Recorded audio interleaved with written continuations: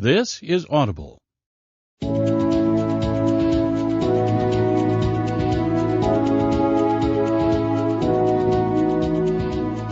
Penguin Audio presents How to Prosper in Hard Times. Blueprints for Abundance by the Greatest Motivation Teachers of All Time. By Napoleon Hill, James Allen, Joseph Murphy, George S. Clayson, and others. Read by Joel Futinos.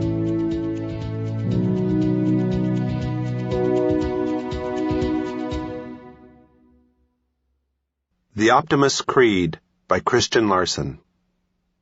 Promise yourself to be so strong that nothing can disturb your peace of mind, to talk health, happiness, and prosperity to every person you meet, to make all your friends feel that there is something worthwhile in them, to look at the sunny side of everything and make your optimism come true, to think only of the best, to work only for the best, and to expect only the best.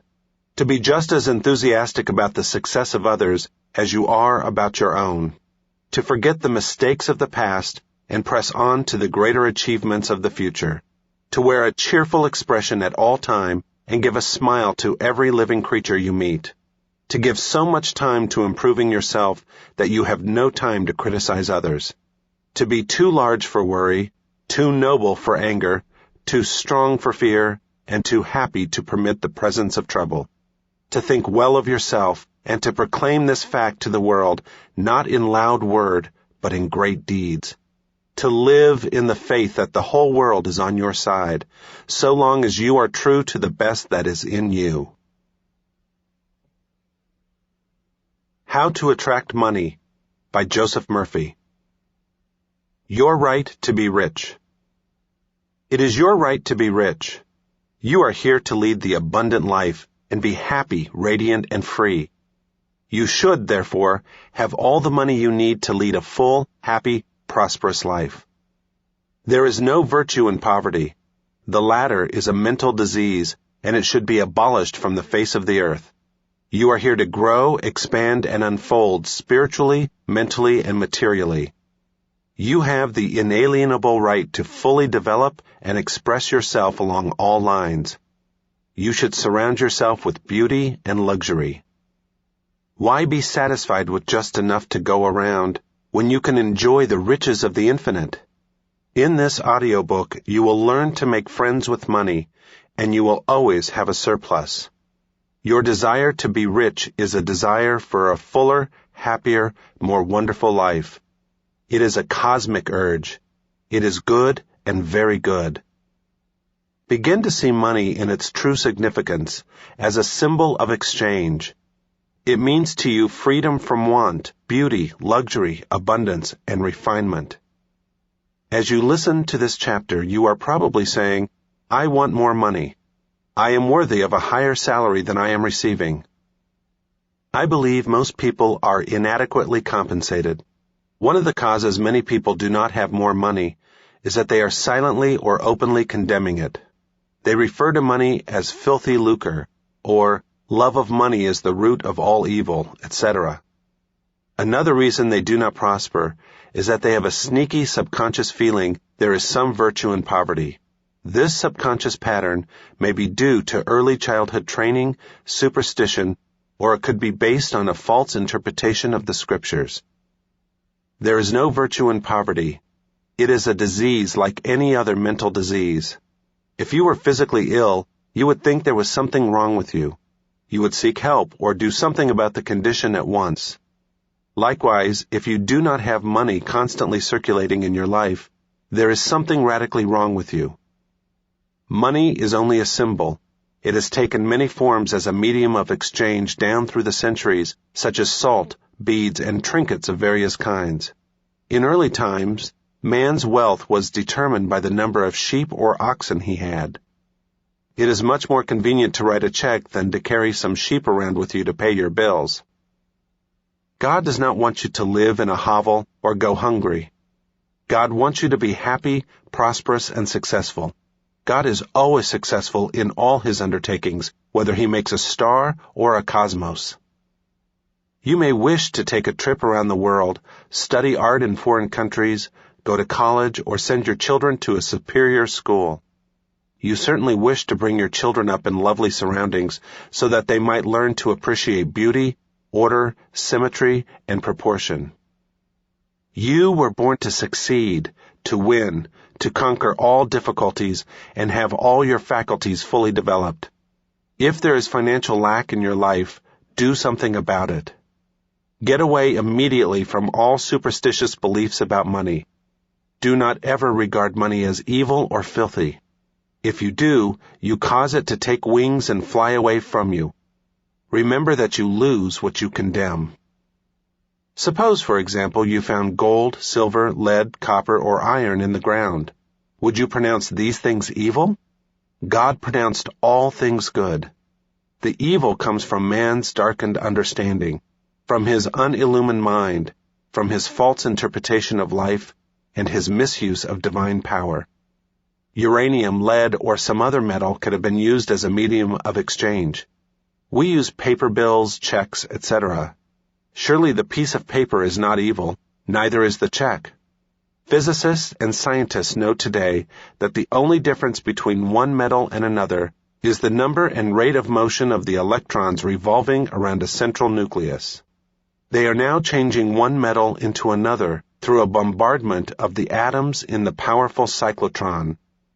God, under certain conditions, becomes mercury. It will only be a little while until gold, silver, and other metals will be made synthetically in the chemical laboratory. I cannot imagine seeing anything evil in electrons, neutrons, protons, and isotopes. The piece of paper in your pocket is composed of electrons and protons arranged differently. Their number and rate of motion is different. That is the only way the paper differs from the silver in your pocket. Some people will say, "Oh, people kill for money. They steal for money." It has been associated with countless crimes, but that does not make it evil. A man may give another $50 to kill someone. He has misused money in using it for a destructive purpose. You can use electricity to kill someone or light the house. You can use water to quench the baby's thirst or use it to drown the child. You can use fire to warm the child or burn it to death. Another illustration would be if you brought some earth from your garden, put it in your coffee cup for breakfast. That would be your evil. Yet the earth is not evil, neither is the coffee. The earth is displaced. It belongs in your garden.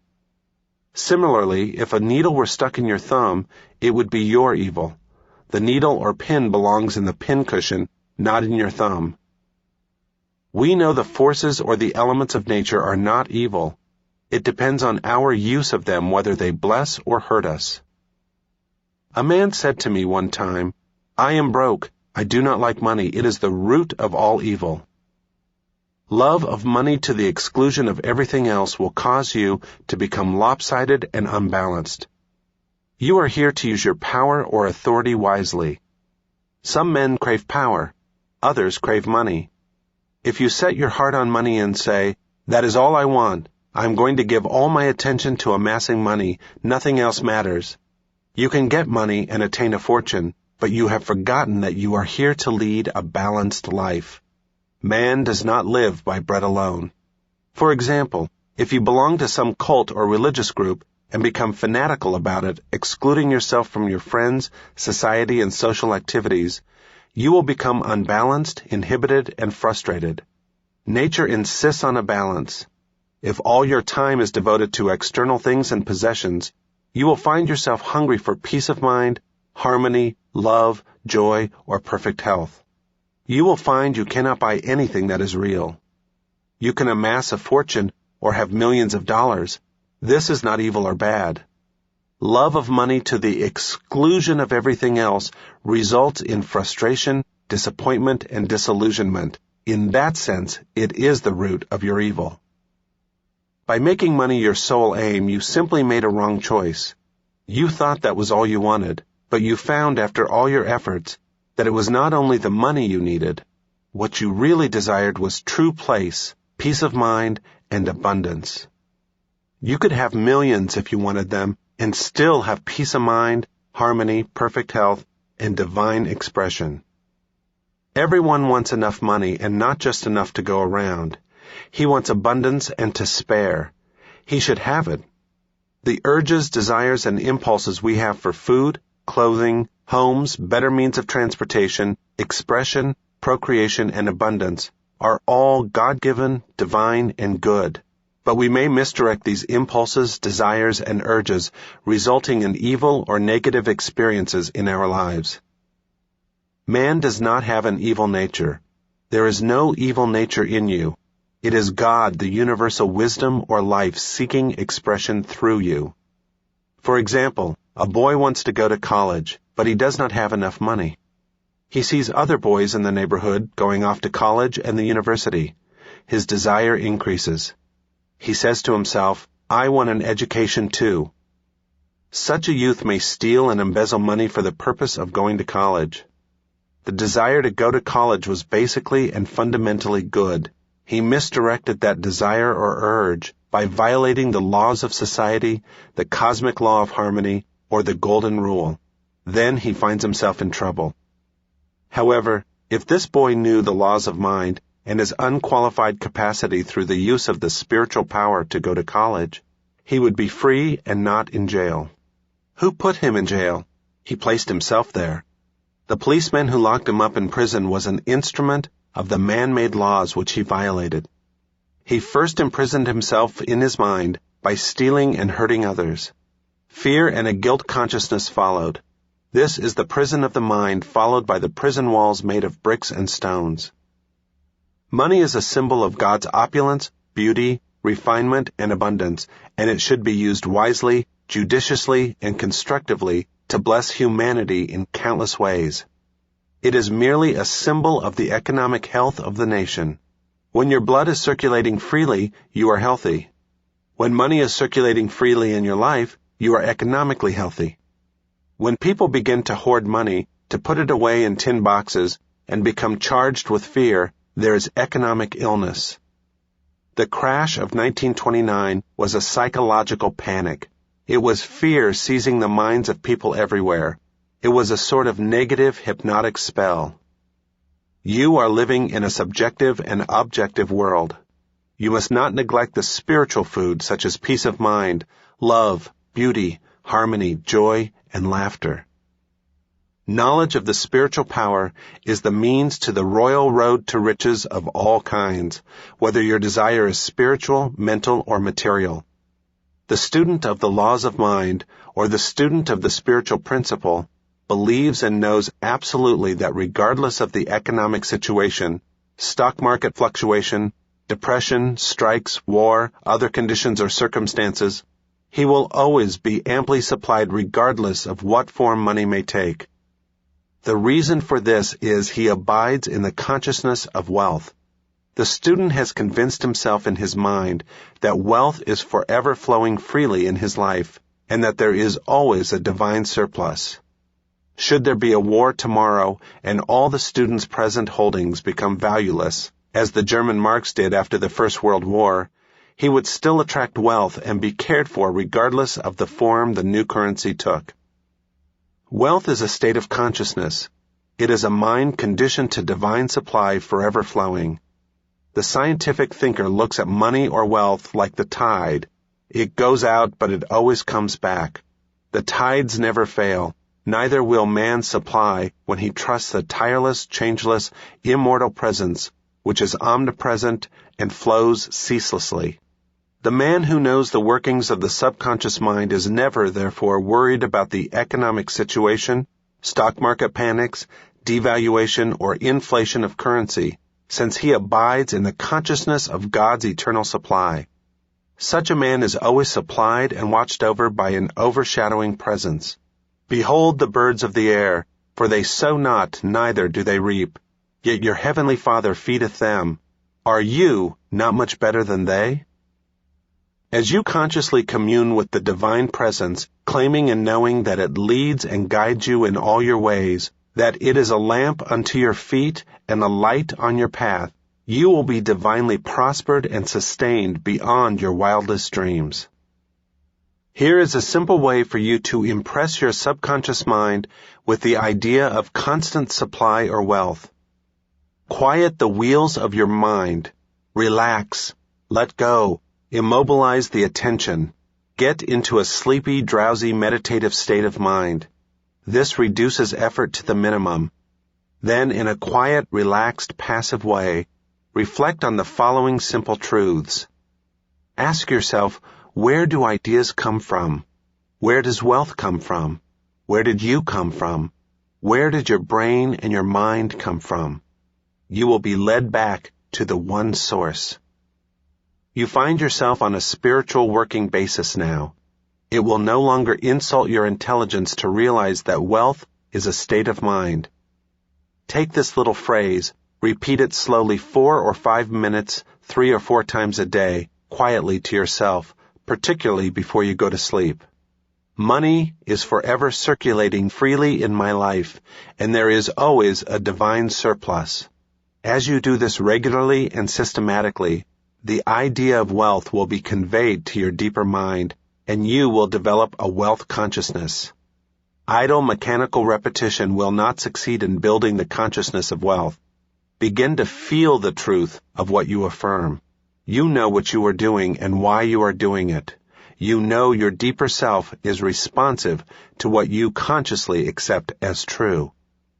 In the beginning, people who are in financial difficulties do not get results with such affirmations as, I am wealthy, I am prosperous, I am successful. Such statements may cause their conditions to get worse. The reason is the subconscious mind will only accept the dominant of 2 ideas, or the dominant mood of feeling. When they say, I am prosperous, their feeling of lack is greater, and something within them says, no, you are not prosperous, you are broke. The feeling of lack is dominant, so that each affirmation calls forth the mood of lack, and more lack becomes theirs. The way to overcome this for beginners is to affirm what the conscious and subconscious mind will agree on. Then there will be no contradiction. Our subconscious mind accepts our beliefs, feelings, convictions, and what we consciously accept as true. A man could engage the cooperation of his subconscious mind by saying, I am prospering every day. I am growing in wealth and in wisdom every day. Every day my wealth is multiplying. I am advancing, growing, and moving forward financially. These and similar statements would not create any conflict in the mind. For instance, if a salesman has only 10 cents in his pocket, he could easily agree that he would have more tomorrow. If he sold a pair of shoes tomorrow, there is nothing within him which says his sales could not increase. He could use statements such as, my sales are increasing every day.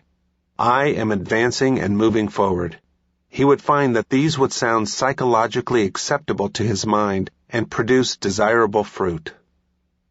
The spiritually advanced student who quietly, knowingly, and feelingly says, I am prosperous, I am successful, I am wealthy, gets wonderful results also.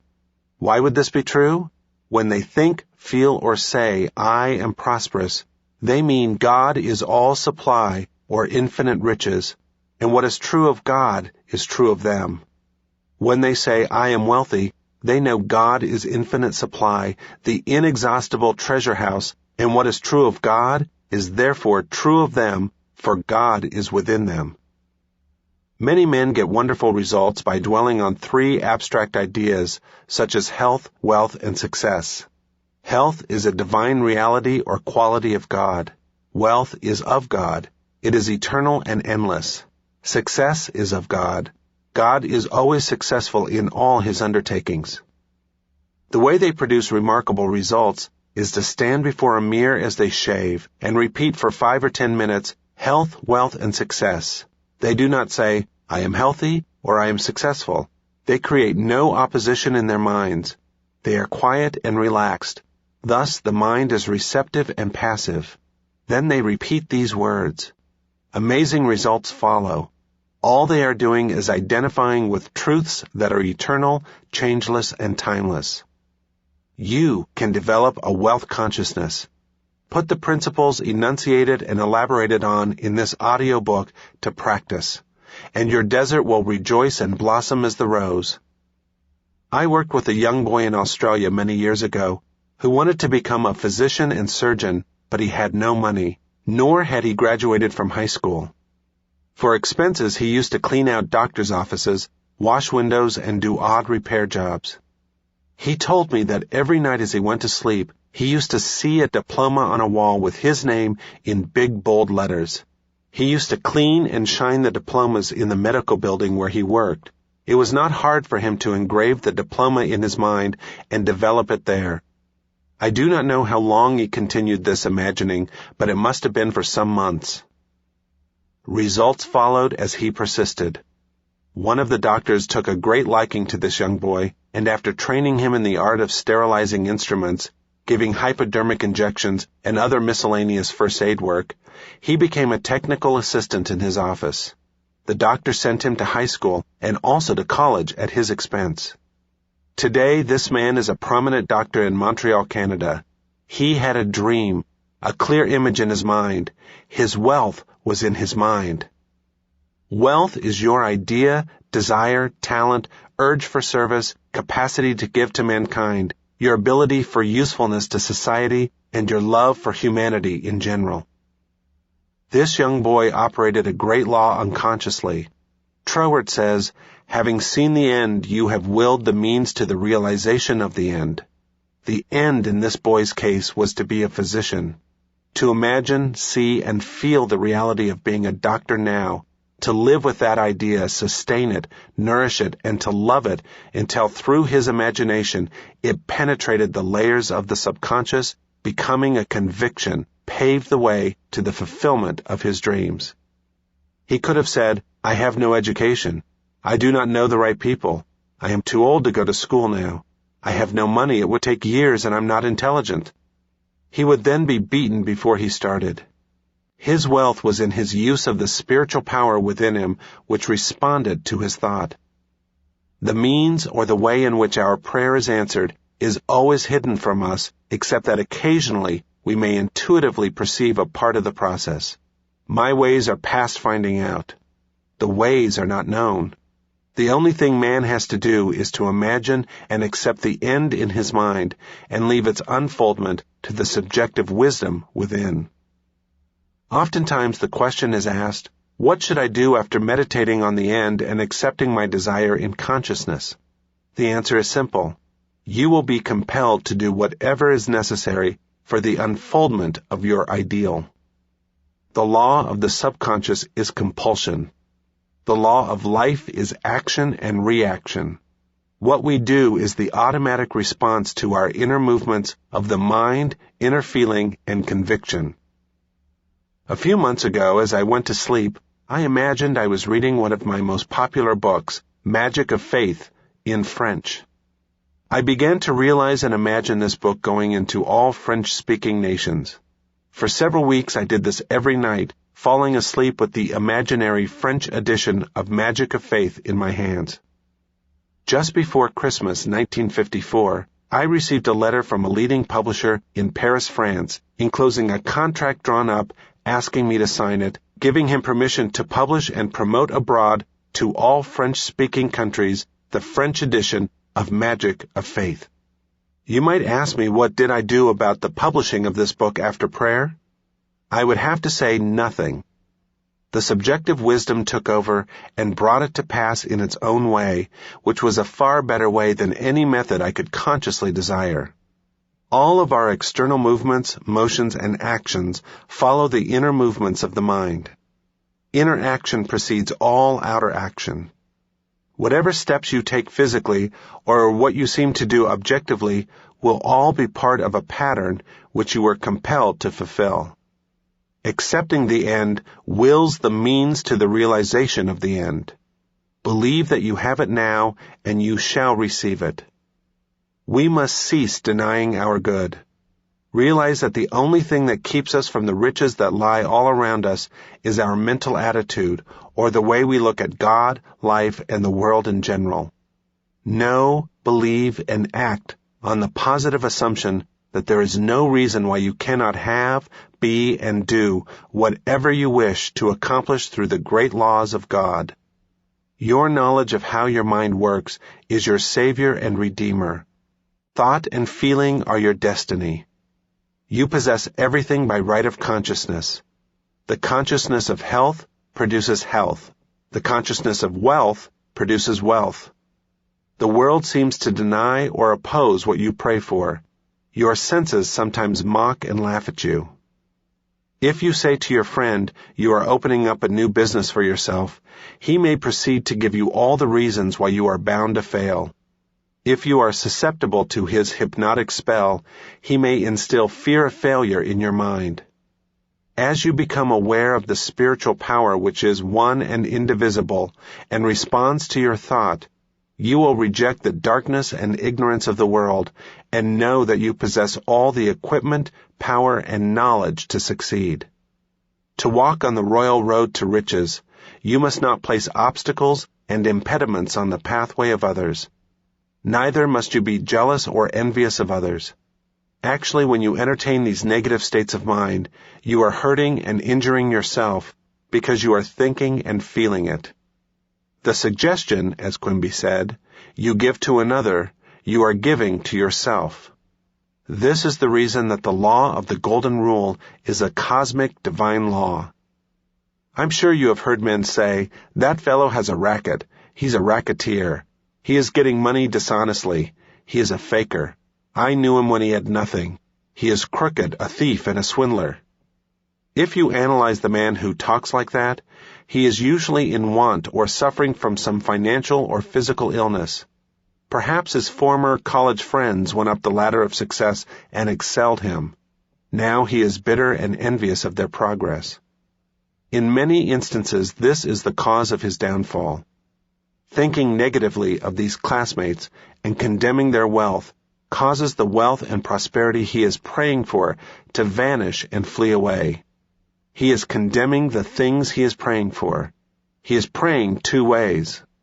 On the one hand, he is saying, God is prospering me. And in the next breath, silently or audibly, he is saying, I resent that fellow's wealth. Always make it a special point to bless the other person and rejoice in his prosperity and success. When you do, you bless and prosper yourself. If you go into the bank and see your competitor across the street deposit 20 times more than you do, or you see him deposit $10,000, rejoice and be exceedingly glad to see God's abundance being manifested through one of his sons. You are then blessing and exalting what you are praying for. What you bless, you multiply. What you condemn, you lose. If you are working in a large organization, and you are silently thinking and resenting the fact that you are underpaid, that you are not appreciated, and that you deserve more money and greater recognition, you are subconsciously severing your ties with that organization. You are setting a law in motion. Then the superintendent or manager says to you, we have to let you go. You dismissed yourself. The manager was simply the instrument through which your own negative mental state was confirmed. In other words, he was a messenger telling you what you conceived as true about yourself. It was an example of the law of action and reaction. The action was the internal movement of your mind. The reaction was the response of the outer world to conform to your inner thinking. Perhaps as you listen to this, you are thinking of someone who has prospered financially by taking advantage of others, by defrauding them and selling them unsound investments in property, etc. The answer to this is obvious, because if we rob, cheat, or defraud another, we do the same to ourselves. In reality, in this case, we are actually hurting or robbing from ourselves. We are in a mood of lack in the first place, which is bound to attract loss to us. The loss may come in many ways. It may come in loss of health, prestige, peace of mind, social status, sickness in the home or in business. It may not necessarily come in loss of money. We must not be short-sighted and think that the loss has to come just in dollars and cents. Isn't it a wonderful feeling to place your head on the pillow at night and feel you are at peace with the whole world and that your heart is full of goodwill toward all? There are some people who have accumulated money the wrong way, as by tramping on others, trickery, deceit, and chicanery. What is the price? Sometimes it is mental and physical disease, guilt complexes, insomnia, or hidden fears. As one man said to me, "Yes, I rode roughshod over others. I got what I wanted, but I got cancer doing it." He realized he had attained his wealth in the wrong way. You can be wealthy and prosperous without hurting anyone. Many men are constantly robbing themselves. They steal from themselves peace of mind, health, joy, inspiration, happiness, and the laughter of God. They may say they have never stolen, but is it true? Every time we resent another or are jealous or envious of another's wealth or success, we are stealing from ourselves. There are the thieves and robbers which Jesus cast out of the temple. Likewise, you must cast them out incisively and decisively. Do not let them live in your mind. Cut their heads off with the fire to right thought and feeling. I remember in the early days of the war reading about a woman in Brooklyn, New York, who went around from store to store buying up all the coffee she could. She knew it was going to be rationed. She was full of fear that there would not be enough for her. She bought as much as she could and stored it in the cellar. That evening she went to church services. When she came home, burglars had broken down the door, stolen not only the coffee, but silverware, money, jewelry, and other things. This good woman said what they all say. "Why did this happen to me when I was at church? I never stole from anyone." Is this true?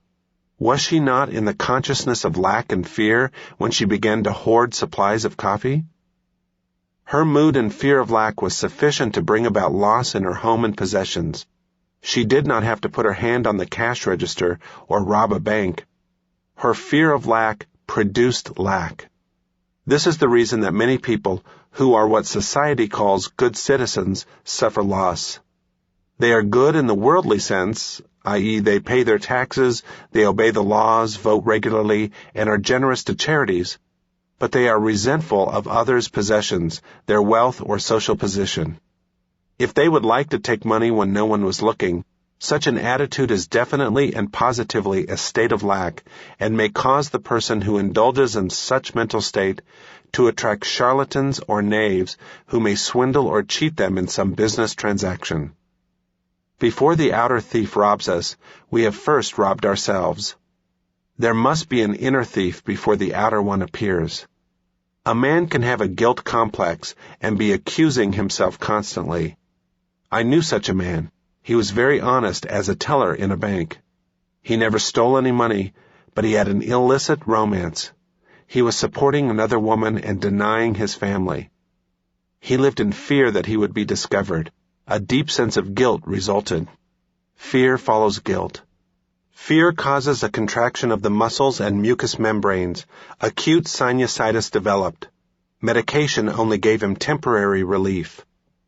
I explained to this client the cause of his trouble and told him the cure was to give up his outside affair. He said he couldn't. She was his soulmate and that he had tried. He was always condemning and accusing himself. One day he was accused by one of the officials of the bank of having embezzled some money. It looked serious for him as the evidence was circumstantial. He became panic-stricken and realized that the only reason he was wrongfully accused was that he had been accusing and condemning himself. He saw how mind operates. Inasmuch as he was always accusing himself on the inner plane, he would be accused on the outer. He broke off the relationship immediately with the other woman due to the shock of being accused of embezzling, and began to pray for divine harmony and understanding between himself and the bank official. He began to claim, "There is nothing hidden that is not revealed. The peace of God reigns supreme in the minds and hearts of all concerned." Truth prevailed. The whole matter was dissolved in the light of truth. Another young man was discovered as the culprit. The bank teller knew that only through prayer was he saved from a jail sentence. The great law is, as you would that men should think about you, think you about them in the same manner. As you would that men should feel about you, feel you also about them in like manner. Say from your heart, "I wish for every man who walks the earth what I wish for myself." The sincere wish of my heart is, therefore, peace, love, joy, abundance, and God's blessings to all men everywhere. Rejoice and be glad in the progression, advancement, and prosperity of all men. Whatever you claim is true for yourself, claim it for all men everywhere. If you pray for happiness and peace of mind, let your claim be peace and happiness for all. Do not ever try and deprive another of any joy. If you do, you deprive yourself. When the ship comes in for your friend, it comes in for you also. If someone is promoted in your organization, be glad and happy. Congratulate him, rejoice in his advancement and recognition. If you are angry or resentful, you are demoting yourself. Do not try and withhold from another his God-given birthright to happiness, success, achievement, abundance, and all good things. Jesus said, "Sow up for yourselves treasures in heaven, where the moth and the rust doth not consume, and where thieves cannot break through and steal." Hatred and resentment rot and corrode the heart, causing us to become full of scars, impurities, toxins, and poisons. The treasures of heaven are the truths of God which we possess in our soul. Fill your minds with peace, harmony, faith, joy, honesty, integrity, loving kindness, and gentleness.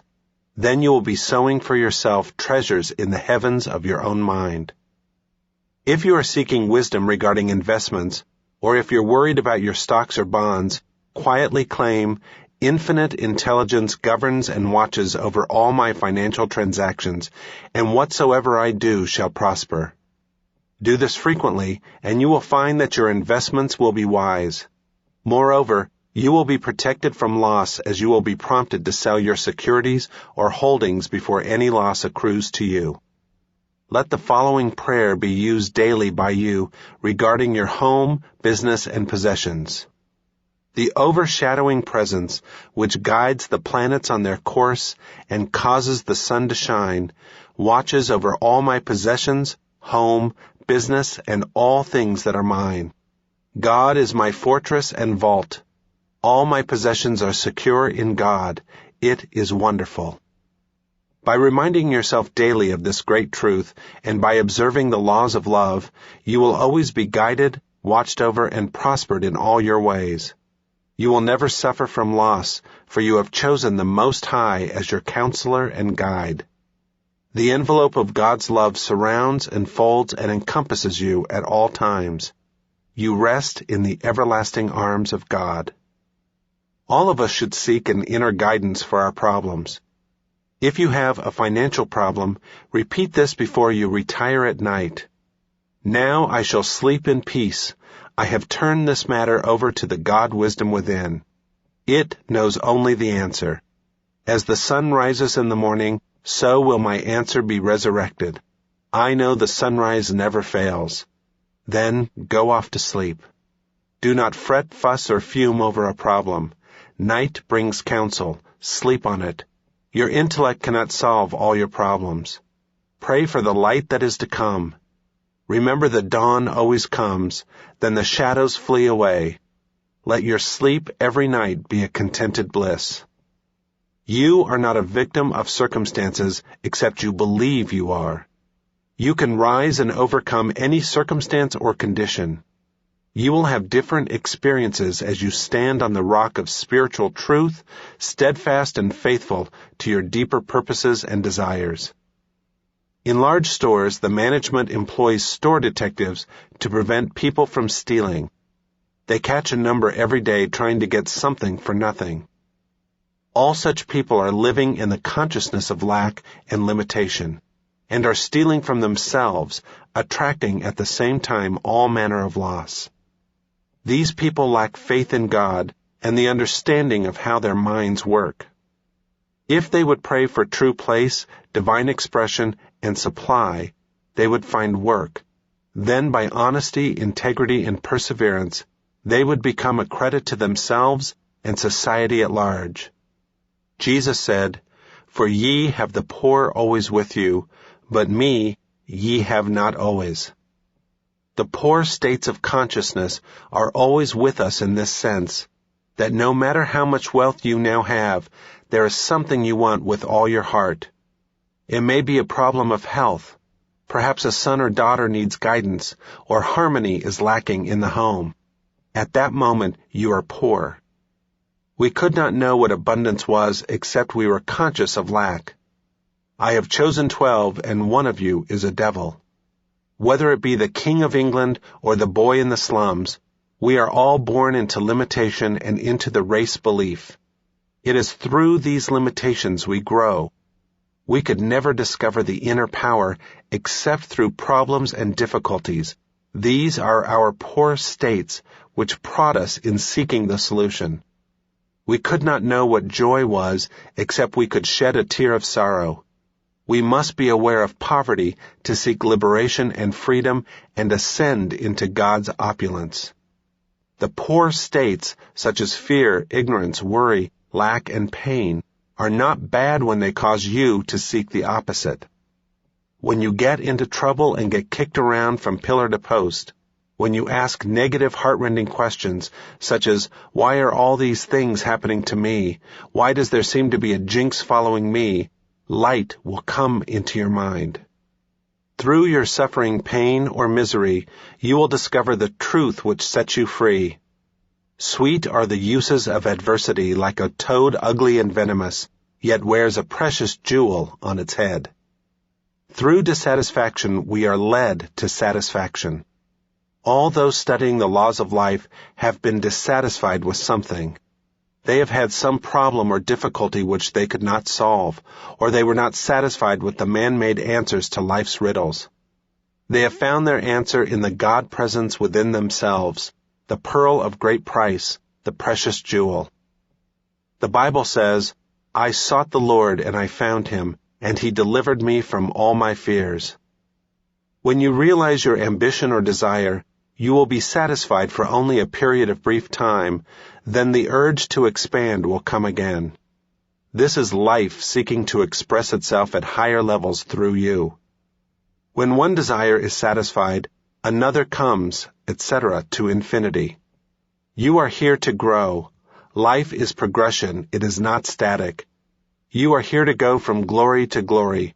There is no end, for there is no end to God's glory.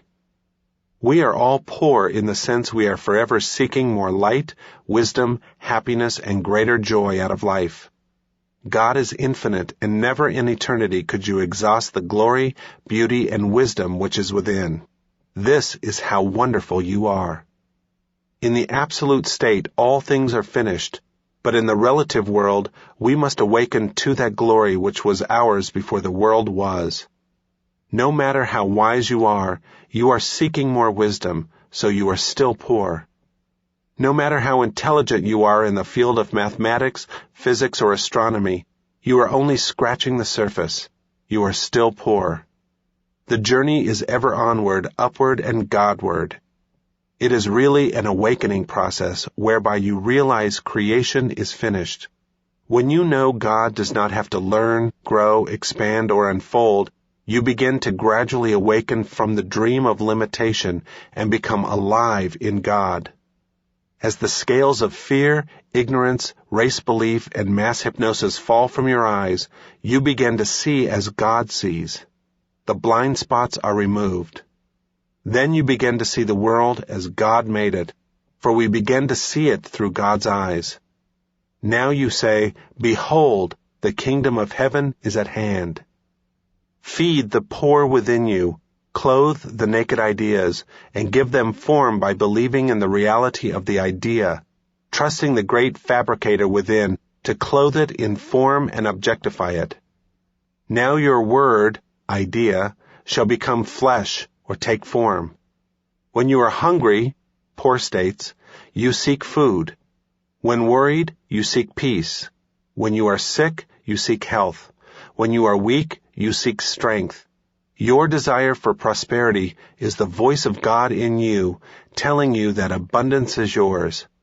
Therefore, through your poor state, you find the urge to grow, to expand, to unfold, to achieve, and to accomplish your desires. A pain in your shoulder is a blessing in disguise. It tells you to do something about it at once. If there were no pain and no indication of trouble, your arm might fall off on the street. Your pain is God's alarm system telling you to seek His peace and His healing power, and move from darkness to light. When cold, you build a fire. When you are hungry, you eat. When you are in lack, enter into the mood of opulence and plenty. Imagine the end. Rejoice in it. Having imagined the end and felt it as true, you have willed the means to the realization of the end. When you are fearful and worried, feed your mind with the great truths of God that have stood the test of time and will last forever. You can receive comfort by meditating on the great Psalms. For example, "The Lord is my shepherd, I shall not want. God is my refuge, my salvation, whom shall I fear? God is an ever-present help in time of trouble. My God, in Him will I trust. He shall cover me with His feathers, and under His wings shall I rest." One with God is a majority. If God be for me, who can be against me? I do all things through Christ which strengthen me.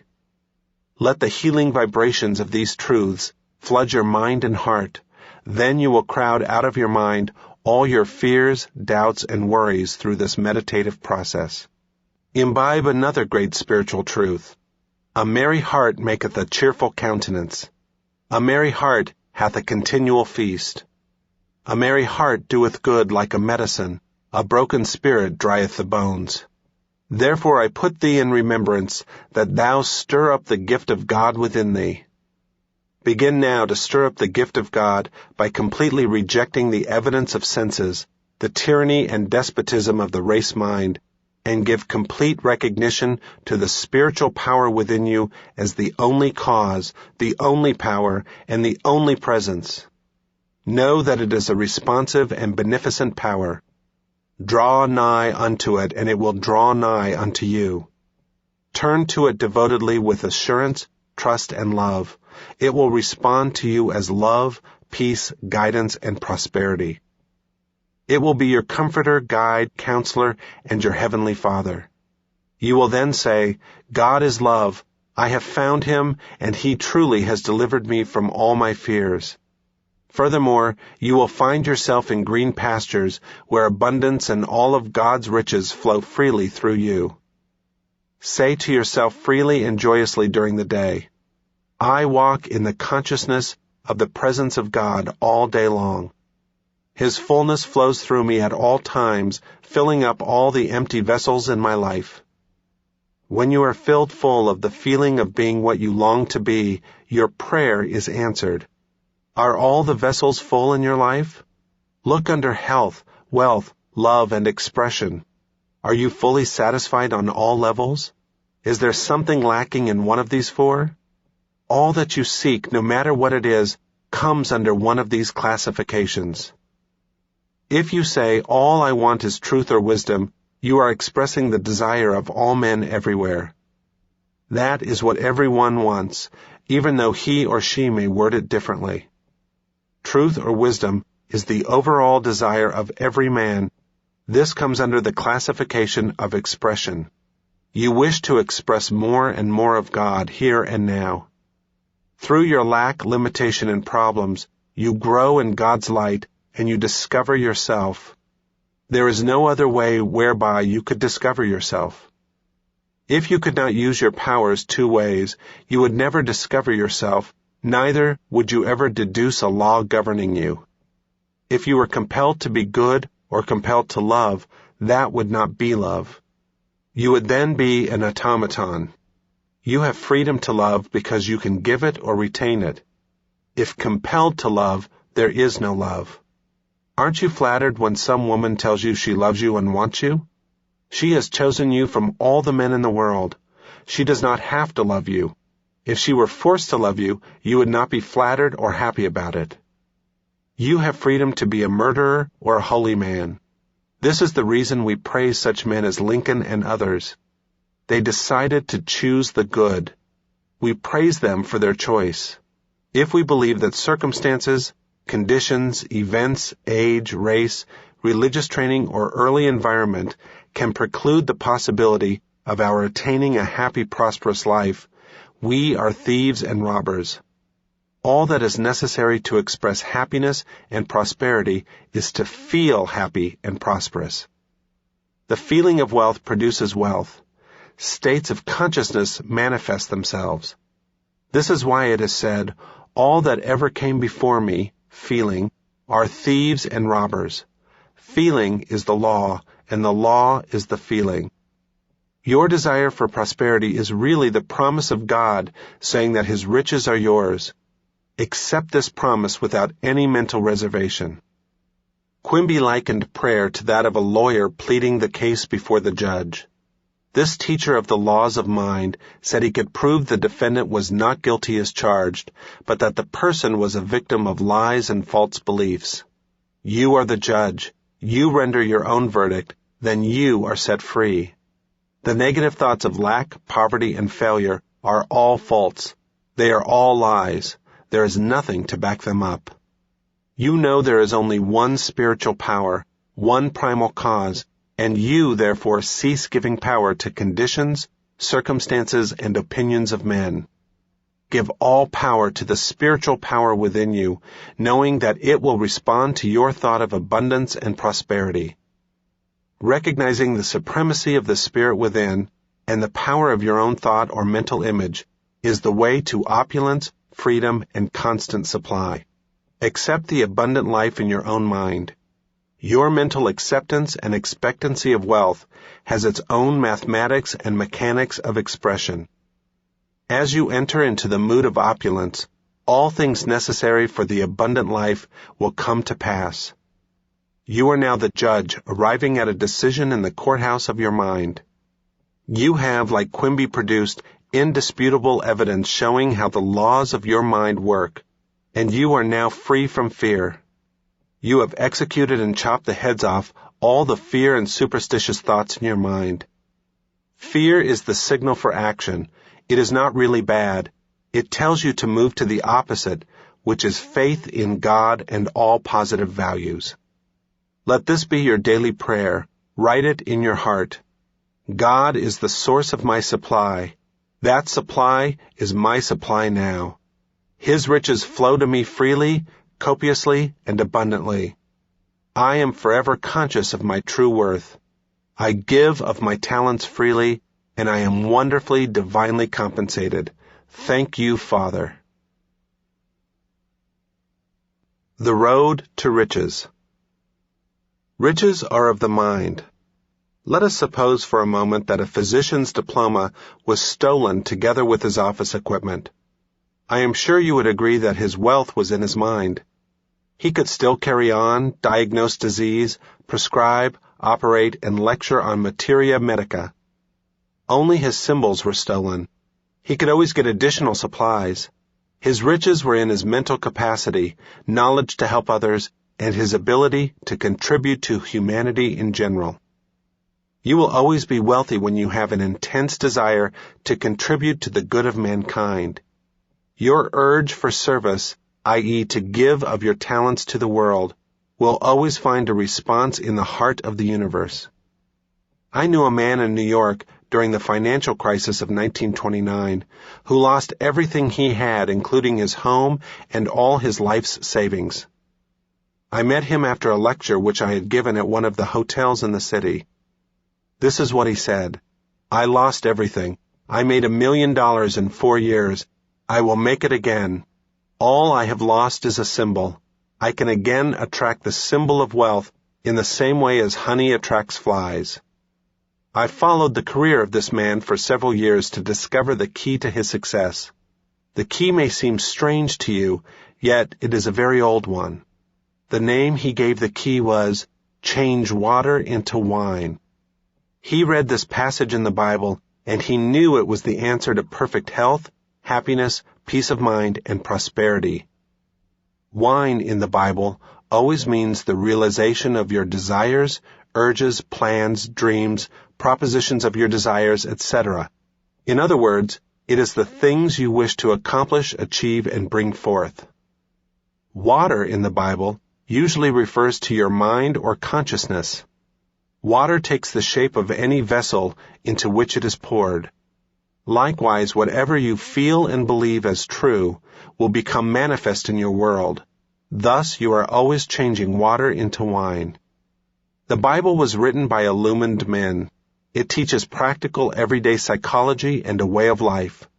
One of the cardinal tenets of the Bible is that you determine, mold, fashion, and shape your own destiny through right thought, feeling, and beliefs. It teaches you that you can solve any problem, overcome any situation, and that you are born to succeed, to win, and to triumph. In order to discover the royal road to riches and receive the strength and security necessary to advance in life, you must cease viewing the Bible in the traditional way. That same man who was in a financial crisis used to say to himself frequently during the days when he was without funds, "I can change water into wine." These words meant to him, I can exchange the poverty ideas in my mind for the realization of my present desires or needs, which are wealth and financial supply. His mental attitude, water, was, once I made a fortune honestly, I will make it again, wine. His regular affirmation consisted of, I attracted the symbol, money, once. I am attracting it again. I know this and feel it is true, wine. This man went to work as a salesman for a chemical organization. Ideas for the better promotion of their products came to him. He passed them on to his organization. It was not long until he became vice president. Within 4 years, the company made him president. His constant mental attitude was, I can change water into wine.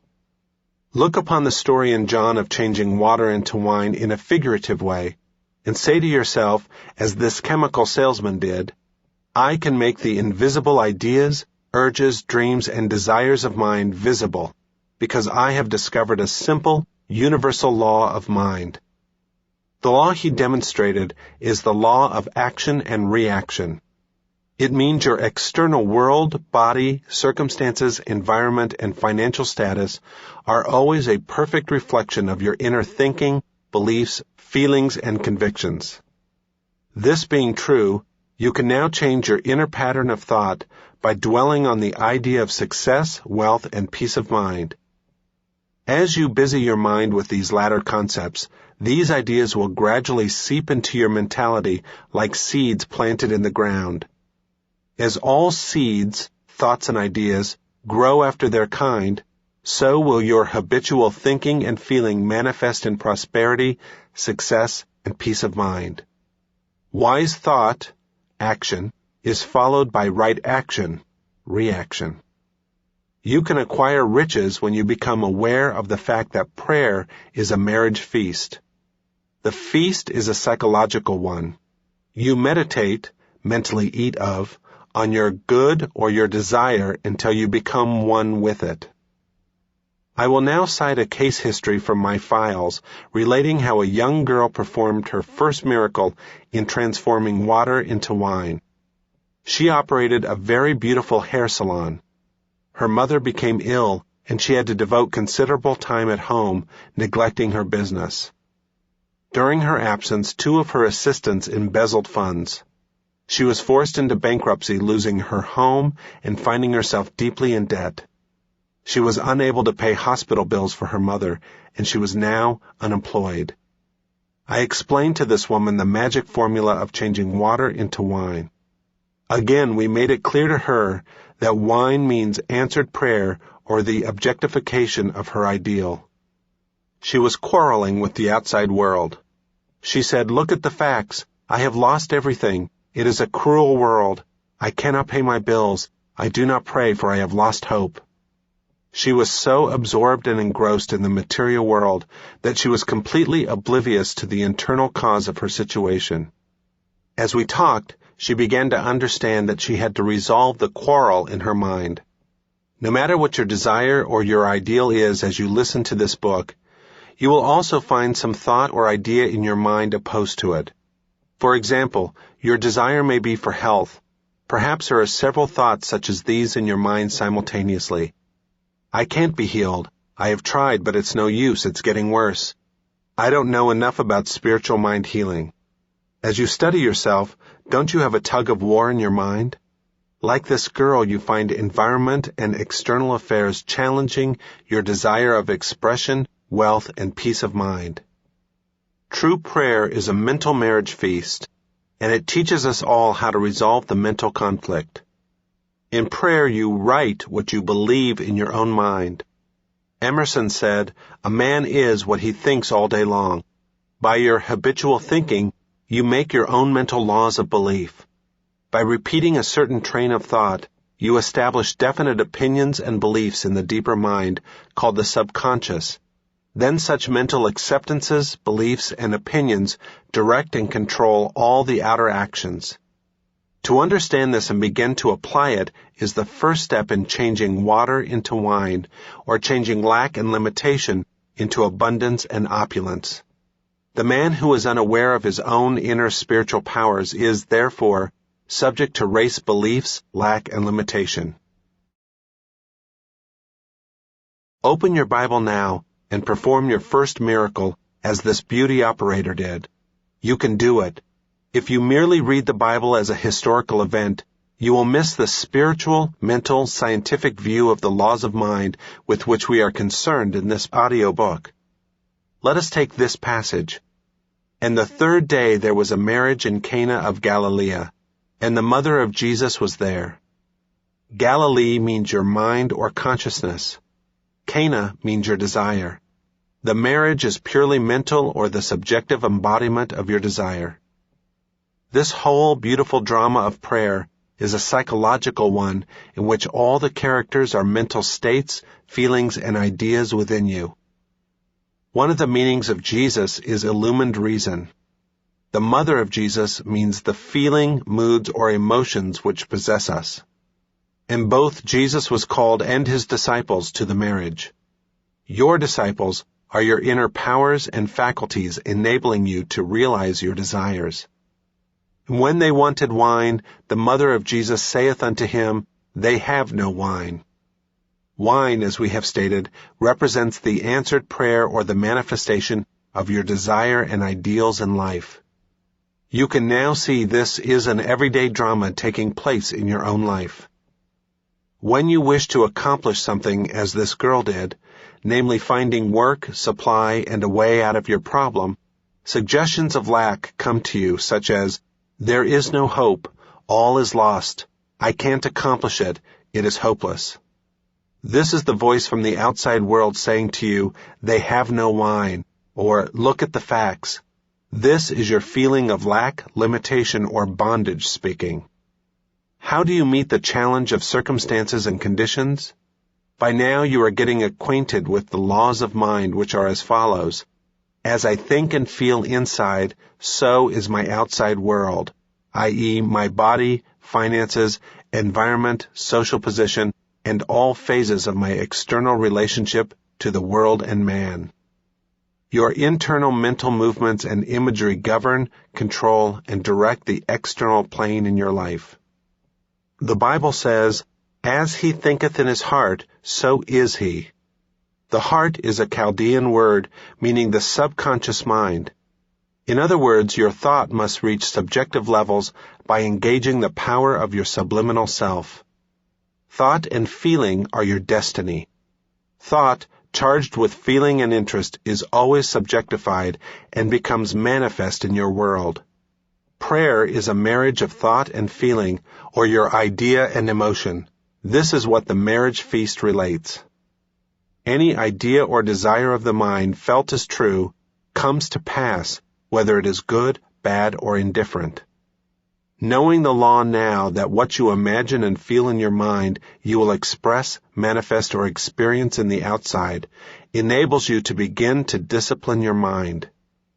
When the suggestion of lack, fear, doubt, or despair, "They have no wine," come to your mind, immediately reject it mentally by focusing your attention at once on the answered prayer or the fulfillment of your desire. The statement given in the Bible from John 2, "Mine hour is not yet come," and "Woman, what have I to do with thee?" are figurative, idiomatic, oriental expressions. As we paraphrase the quotation, Woman means the negative feeling that you indulge in. These negative suggestions have no power of reality because there is nothing to back them up. A suggestion of lack has no power. The power is resident in your own thought and feeling. What does God mean to you? God is the name given to the one spiritual power. God is the one invisible source from which all things flow. When your thoughts are constructive and harmonious, the spiritual power being responsive to your thought flows as harmony, health, and abundance. Practice the wonderful discipline of completely rejecting every thought of lack by immediately recognizing the availability of the spiritual power and its response to your constructive thoughts and imagery. Then you will be practicing the truth found in these words, "Woman, what have I to do with thee?" We quoted, "Mine hour is not yet come." This means that while you have not yet reached a conviction or positive state of mind, you know you are on the way mentally because you are engaging your mind on the positive ideals, goals, and objectives in life. Whatever the mind dwells upon, it multiplies, magnifies, and causes it to grow until finally the mind becomes qualified with the new state of consciousness. You are then conditioned positively, here as before you were conditioned negatively. The spiritual man in prayer moves from the mood of lack to the mood of confidence, peace, and trust in the spiritual power within himself. Since his trust and faith are in the spiritual power, his mother, mood and feeling, registers a feeling of triumph or victory. This will bring about the solution or the answer to your prayer. The water pots in the story from the Bible refer to the mental cycles that man goes through in order to bring about the subjective realization of his desire. The length of time may be a moment, hour, week, or month, depending on the faith and state of consciousness of the student. In prayer, we must cleanse our mind of false beliefs, fear, doubt, and anxiety by becoming completely detached from the evidence of senses and the external world. In the peacefulness and quietude of your mind, wherein you have stilled the wheels of your mind, meditate on the joy of the answered prayer until that inner certitude comes, whereby you know that you know. When you have succeeded in being one with your desire, you have succeeded in the mental marriage, or the union of your feeling with your idea. I am sure you wish to be married, one with, to health, harmony, success, and achievement in your mind at this moment. Every time you pray, you are trying to perform the marriage feast of Cana, realization of your desire or ideas. You want to be mentally identified with the concept of peace, success, well-being, and perfect health. They filled them up to the brim. The 6 water pots represent your own mind in the spiritual and mental creative act. You must fill your mind to the brim, meaning you must become filled full of the feeling of being what you long to be. When you succeed in filling your mind with the ideal you wish to accomplish or express, you are full to the brim. Then you cease praying about it, for you feel its reality in your mind. You know. It is a finished state of consciousness. You are at peace about it. And he saith unto them, Draw out now, and bear unto the governor of the feast. Whatever is impregnated in our subconscious mind is always objectified on the screen of space. Consequently, when we enter a state of conviction that our prayer is answered, we have given the command, Bear unto the governor of the feast. You are always governing your mental feast. During the day, thousands of thoughts, suggestions, opinions, sights, and sounds reach your eyes and ears. You can reject them as unfit for mental consumption, or entertain them as you choose. Your conscious reasoning intellectual mind is the governor of the feast. When you consciously choose to entertain, meditate, feast upon, and imagine your heart's desire as true, it becomes a living embodiment and a part of your mentality so that your deeper self gives birth or expression to it. In other words, what is impressed subjectively is expressed objectively. Your sense or conscious mind sees the objectification of your good. When the conscious mind becomes aware of water made into wine, it becomes aware of the answered prayer. Water might be called also the invisible, formless spiritual power, unconditioned consciousness. Wine is conditioned consciousness, or the mind giving birth to its beliefs and convictions. The servants which draw the water for you represent the mood of peace, confidence, and faith. According to your faith or feeling, your good is attracted or drawn to you. Imbibe, cherish, fall in love with these spiritual principles which are discussed in this audio book. In the first recorded miracle of Jesus, you are told that prayer is a marriage feast, or the mind uniting with its desire. Love is the fulfilling of the law. Love is really an emotional attachment, a sense of oneness with your good. You must be true to that which you love. You must be loyal to your purpose or to your ideal. We are not being true to the one we love when we are flirting or mentally entertaining other marriages with fear, doubt, worry, anxiety, or false beliefs. Love is a state of oneness, a state of fulfillment. When this simple drama was explained to the beauty operator mentioned about, she became rich mentally. She understood this drama, and she put it into practice in her life. This is how she prayed. She knew that the water, her own mind, would flow and fill up all the empty vessels in response to her new way of thinking and feeling. At night, this client became very quiet and still, relaxed her body, and began to use constructive imagery. The steps she used are as follows. First step. She began to imagine the local bank manager was congratulating her on her wonderful deposits in the bank. She kept imagining that for about 5 minutes. The second step. In her imagination, she heard her mother saying to her, "I am so happy about your wonderful new position." She continued to hear her say, "This is a happy, joyous way," for about 3 to 5 minutes. The third step. Vividly, she imagined the writer was in front of her, performing her marriage ceremony. This woman heard me saying as the officiating minister, "I now pronounce you man and wife."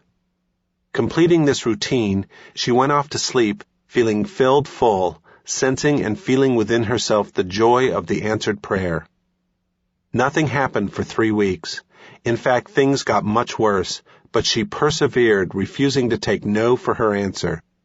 She knew that in order to grow spiritually, she too had to perform her first miracle by changing her fear to faith, her mood of lack to a mood of opulence and prosperity, by changing consciousness, water, into the conditions, circumstances, and experiences she wished to express. Consciousness, awareness, beingness, principle, spirit, or whatever name you give, it is the cause of all. It is the only presence and power. The spiritual power or spirit within us is the cause and substance of all things. All things, birds, trees, stars, sun, moon, earth, gold, silver, and platinum, are its manifestations. It is the cause and substance of all things. There is none else. Understanding this, she knew that water, consciousness, could become supply in the form of money, true place, or true expression for herself, health for her mother, as well as companionship and fullness of life.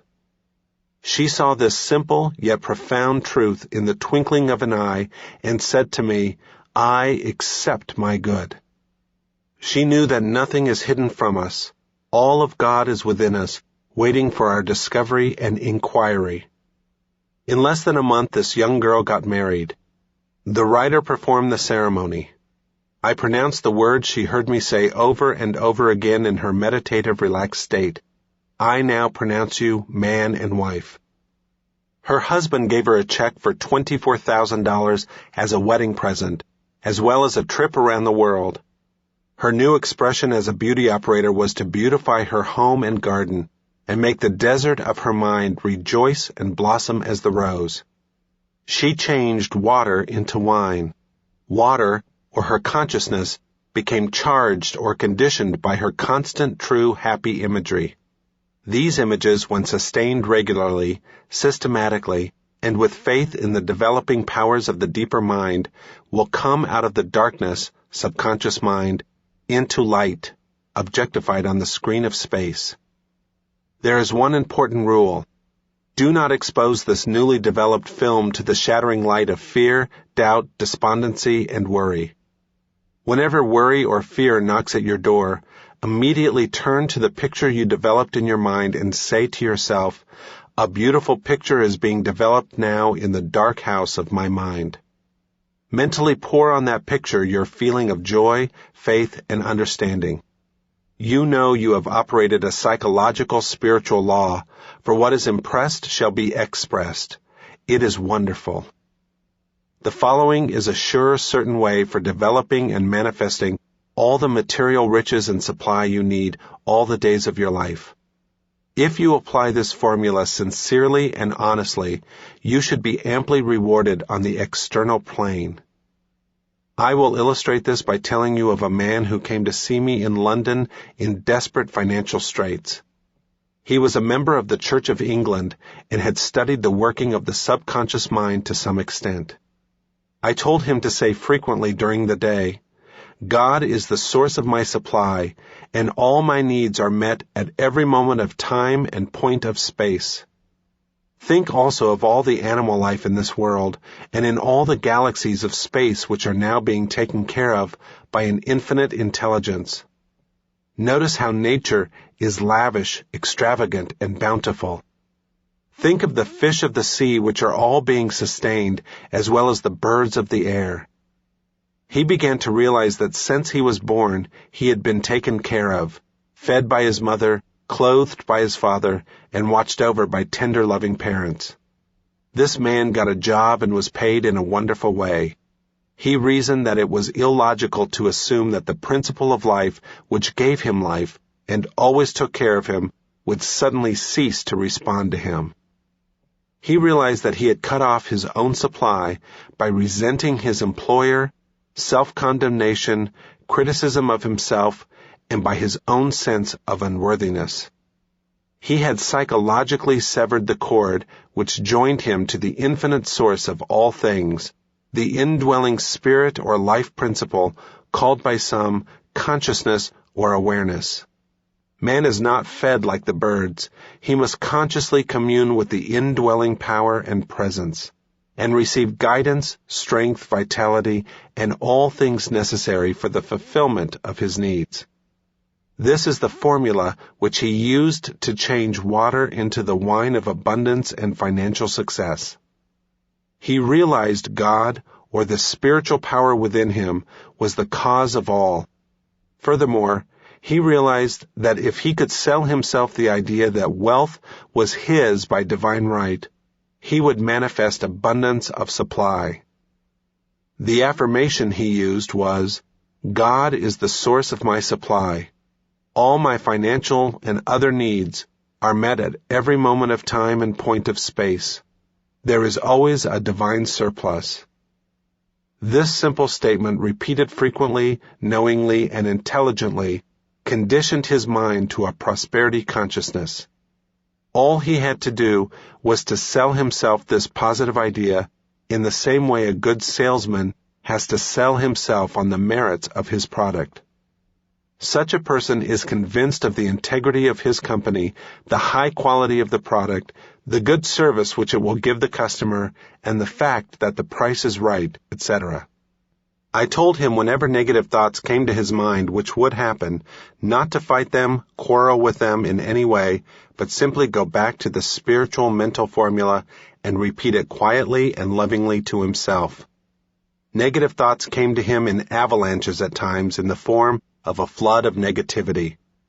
Each time he met them with the positive, firm, loyal conviction, "God supplies all my needs. There is a divine surplus in my life." He said as he drove his car and went through his day's routine that a host of sundry miscellaneous negative concepts crowded his mind from time to time, such as, "There is no hope," "You are broke."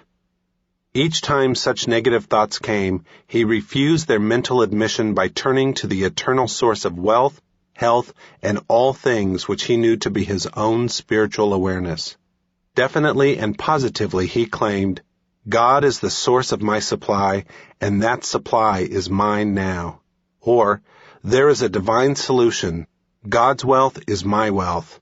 And other affirmative positive statements which charged his mind with hope, faith, expectancy, and ultimately a conviction in an ever-flowing fountain of riches, supplying all his needs copiously, joyously, and endlessly. The negative flood of thoughts came to him as often as 50 times in an hour. Each time he refused to open the door of his mind to these gangsters, assassins, and thieves, which he knew would only rob him of peace, wealth, success, and all good things. Instead, he opened the door of his mind to the idea of God's eternal life principle of supply flowing through him as wealth, health, energy, power, and all things necessary to lead a full and happy life here. As he continued to do this, the second day not so many thieves knocked at his door. The third day, the flow of negative visitors was less. The fourth day, they came intermittently, hoping for admission but receiving the same mental response. No entrance. I accept only thoughts and concepts which activate, heal, bless, and inspire my mind. He reconditioned his consciousness or mind to a wealth consciousness. The prince of this world cometh and hath nothing in me. This conveys to your mind, the negative thoughts such as fear, lack, worry, anxiety came, but they received no response from his mind. He was now immune, God intoxicated, and seized by a divine faith in an ever-expanding consciousness of abundance and financial supply. This man did not lose everything, neither did he go into bankruptcy. He was given extended credit, his business improved, new doors opened up, and he prospered. Remember always in the prayer process, you must be loyal to your ideal, purpose, and objective. Many people fail to realize wealth and financial success because they pray two ways. They affirm God is their supply and that they are divinely prospered, but a few minutes later they deny their good by saying, I can't pay this bill, I can't afford this, that, or the other things. Or they say to themselves, a jinx is following me. I can't ever make ends meet. I never have enough to go around. All such statements are highly destructive and neutralize your positive prayers. This is what is called praying two ways. You must be faithful to your plan or your goal. You must be true to your knowledge of the spiritual power.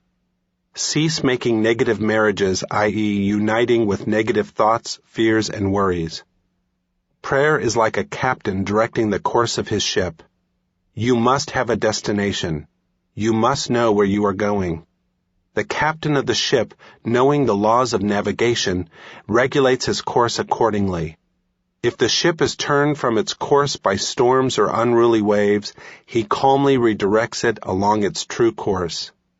You are the captain on the bridge, and you are giving the orders in the way of thoughts, feelings, opinions, beliefs, moods, and mental tones.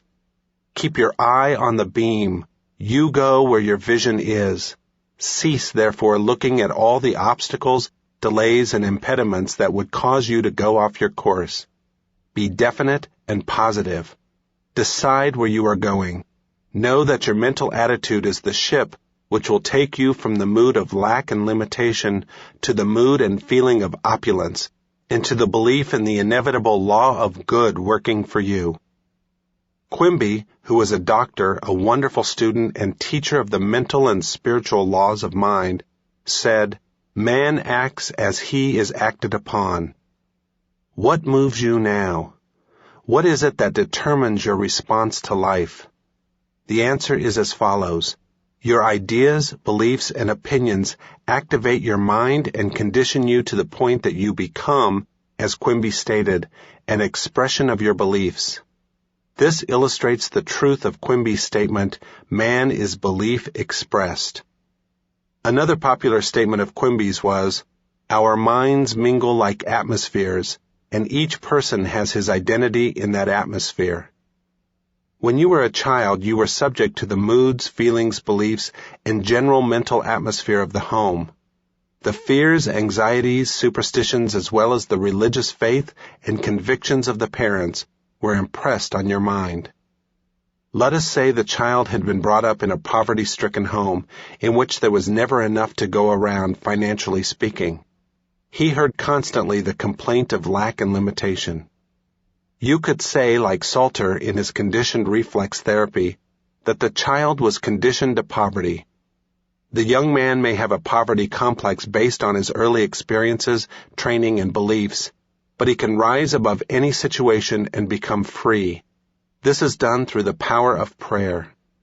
I knew a young boy, age 17, who was born in a place called Hell's Kitchen in New York. He listened to some lectures I was giving in Steinway Hall, New York, at the time.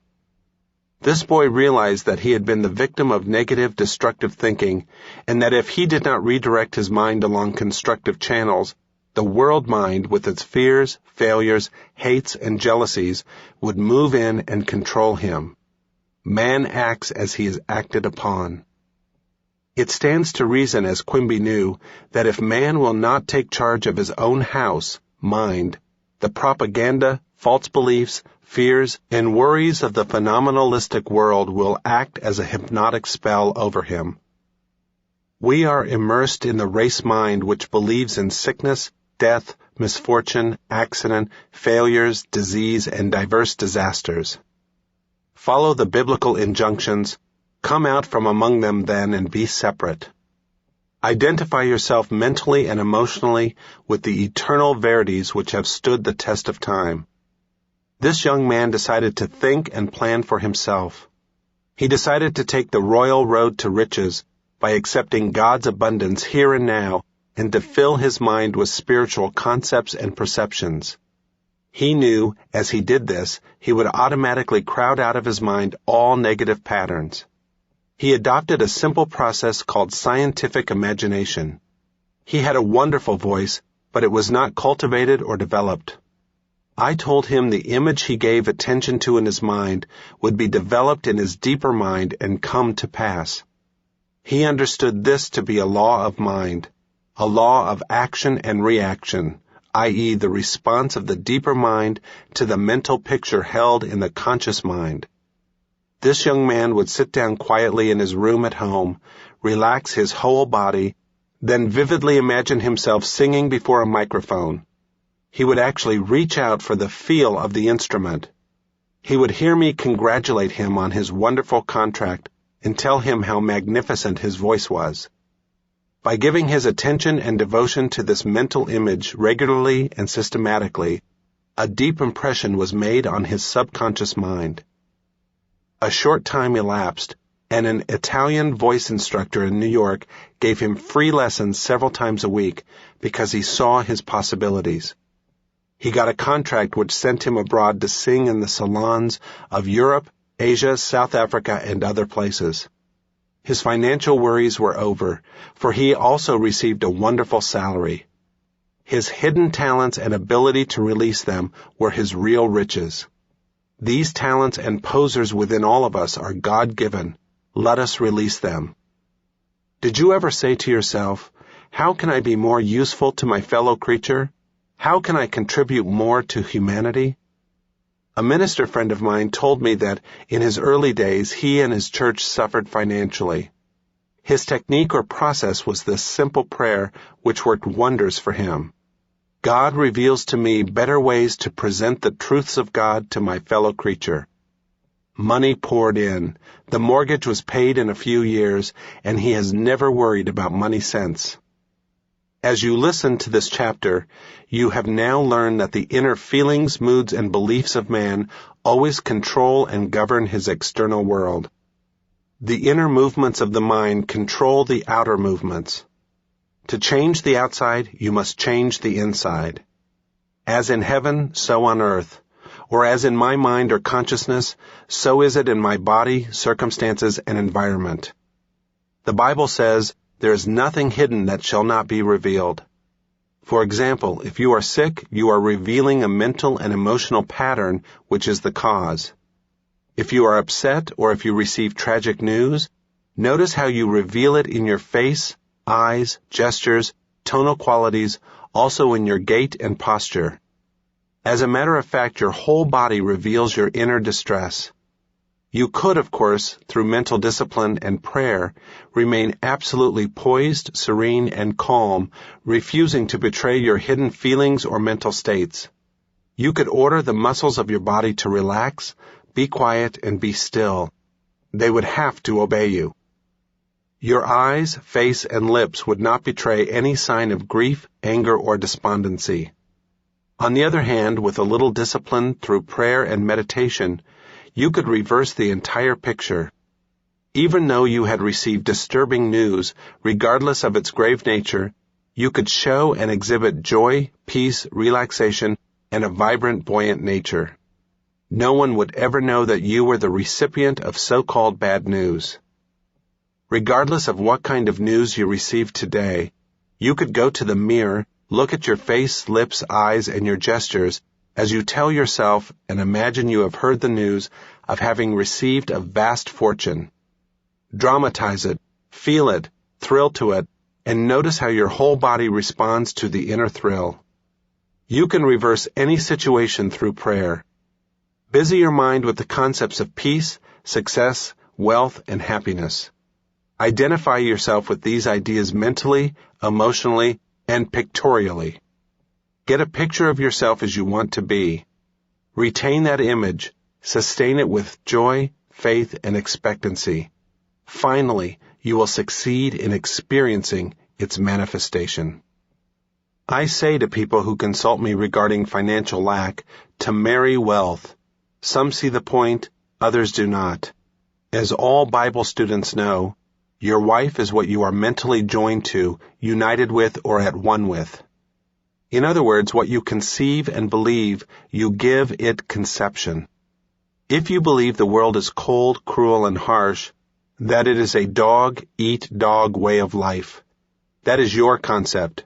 You are married to it, and you will have children or issue by that marriage. The children from such a mental marriage or belief will be your experiences, conditions, and circumstances, together with all other events in your life. All your experiences and reactions to life will be the image and likeness of the ideas which fathered them. Look at the many wives the average man is living with, such as fear, doubt, anxiety, criticism, jealousy, and anger. These play havoc with his mind. Marry wealth by claiming, feeling, and believing, God supplies all my needs according to his riches in glory. Or take the following statement and repeat it over and over again, knowingly until your consciousness is conditioned by it, or it becomes a part of your meditation. I am divinely expressed, and I have a wonderful income. Do not say this in a parrot-like fashion, but know that your train of thought is being engraved in your deeper mind, and it becomes a conditioned state of consciousness. Let the phrase become meaningful to you. Pour life, love, and feeling on it, making it alive. One of my class students recently opened a restaurant. He phoned me saying he got married to a restaurant. He meant that he had made up his mind to be very successful, diligent, and persevering, and to see that his business prospered. This man's wife, mental, was his belief in the accomplishment of his desire or wish. Identify yourself with your aim in life, and cease mental marriages with criticism, self-condemnation, anger, fear, and worry. Give attention to your chosen ideal, being full of faith and confidence in the inevitable law of prosperity and success. You will accomplish nothing by loving your ideal 1 minute and denying it the next minute. This is like mixing acid and an alkali, for you will get an inert substance. In going along the royal road to riches, you must be faithful to your chosen ideal, your wife. We find illustrations in the Bible relating to these same truths. For example, Eve came out of Adam's rib. Your rib is your concept, desire, idea, plan, goal, or aim in life. Eve means the emotion, feeling, nature, or the inner tone. In other words, you must mother the idea. The idea must be mothered, loved, and felt as true in order to manifest your aim in life. The idea is the father, the emotion is the mother. This is the marriage feast which is always taking place in your mind. Ouspensky spoke of the third element which entered in or was formed following the union of your desire and feeling. He called it the neutral element. We may call it peace, for God is peace. The Bible says, "And the government shall be on his shoulders." In other words, let divine wisdom be your guide. Let the subjective wisdom within you lead, guide, and govern you in all your ways.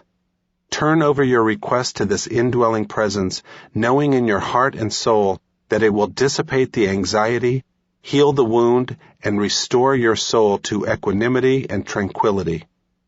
Open your mind and heart and say, God is my pilot. He leads me. He prospers me. He is my counselor. Let your prayer be night and morning, I am a channel through which God's riches flow ceaselessly, copiously, and freely. Write that prayer in your heart, inscribe it in your mind, keep on the beam of God's glory. The man who does not know the inner workings of his own mind is full of burdens, anxieties, and worries, for he has not learned how to cast his burden on the indwelling presence and go free. The Zen monk was asked by his disciple, "What is truth?" He replied in a symbolic way by taking the bag off his back and placing it on the ground. The disciple then asked him, "Master, how does it work?" The Zen monk, still silent, placed the bag on his back and walked on down the road singing to himself. The bag is your burden or your problem. You cast it on the subjective wisdom which knows all and has the know-how of accomplishment. It knows only the answer. Placing the bag again on his back means though I still have the problem, I now have mental rest and relief from the burden because I have invoked the divine wisdom on my behalf. Therefore I sing the song of triumph, knowing that the answer to my prayer is on the way, and I sing for the joy that is set before me. It is wonderful. Every man at the beginning doth set forth good wine. And when men have well drunk, then that which is worse, but thou hast kept the good wine until now. This is true of every man when he first enters a knowledge of the laws of mind. He sets out with high spirits and ambitions. He is the new broom which sweeps clean, and he is full of good intentions. Oftentimes he forgets the source of power. He does not remain faithful to the principle within him, which is scientific and effectual, that would lift him out of his negative experiences and set him on the high road to freedom and peace of mind. He begins to indulge mentally and emotionally with ideas and thoughts extraneous to his announced aim and goal. In other words, he is not faithful to his ideal or wife. Know that the subjective or deep self within you will accept your request, and being the great fabricator, it will bring it to pass in its own way. All you do is release your request with faith and confidence, in the same way you would cast a seed on the ground, or mail a letter to a friend, knowing the answer would come. Did you ever go between two great rocks and listen to the echo of your voice? This is the way the life principle within you answers. You will hear the echo of your own voice. Your voice is your inner mental movement of the mind, your inner psychological journey where you feasted mentally on an idea until you were full. Then you rested. Knowing this law and how to use it, be sure you never become drunk with power, arrogance, pride, or conceit. Use the law to bless, heal, inspire, and lift up others as well as yourself. Man misuses the law by selfishly taking advantage of his fellow man. If you do, you hurt and attract loss to yourself. Power, security, and riches are not to be obtained externally. They come from the treasure house of eternity within. We should realize that the good wine is always present, for God is the eternal now. Regardless of present circumstances, you can prove your good is ever present by detaching yourself mentally from the problem, going on the high watch, and go about your Father's business. To go on the high watch is to envision your good, to dwell on the new concept of yourself, to become married to it and sustain the happy mood by remaining faithful, full of faith every step of the way, knowing that the wine of joy, the answered prayer, is on the way. Now is the day of salvation. The kingdom of heaven is at hand.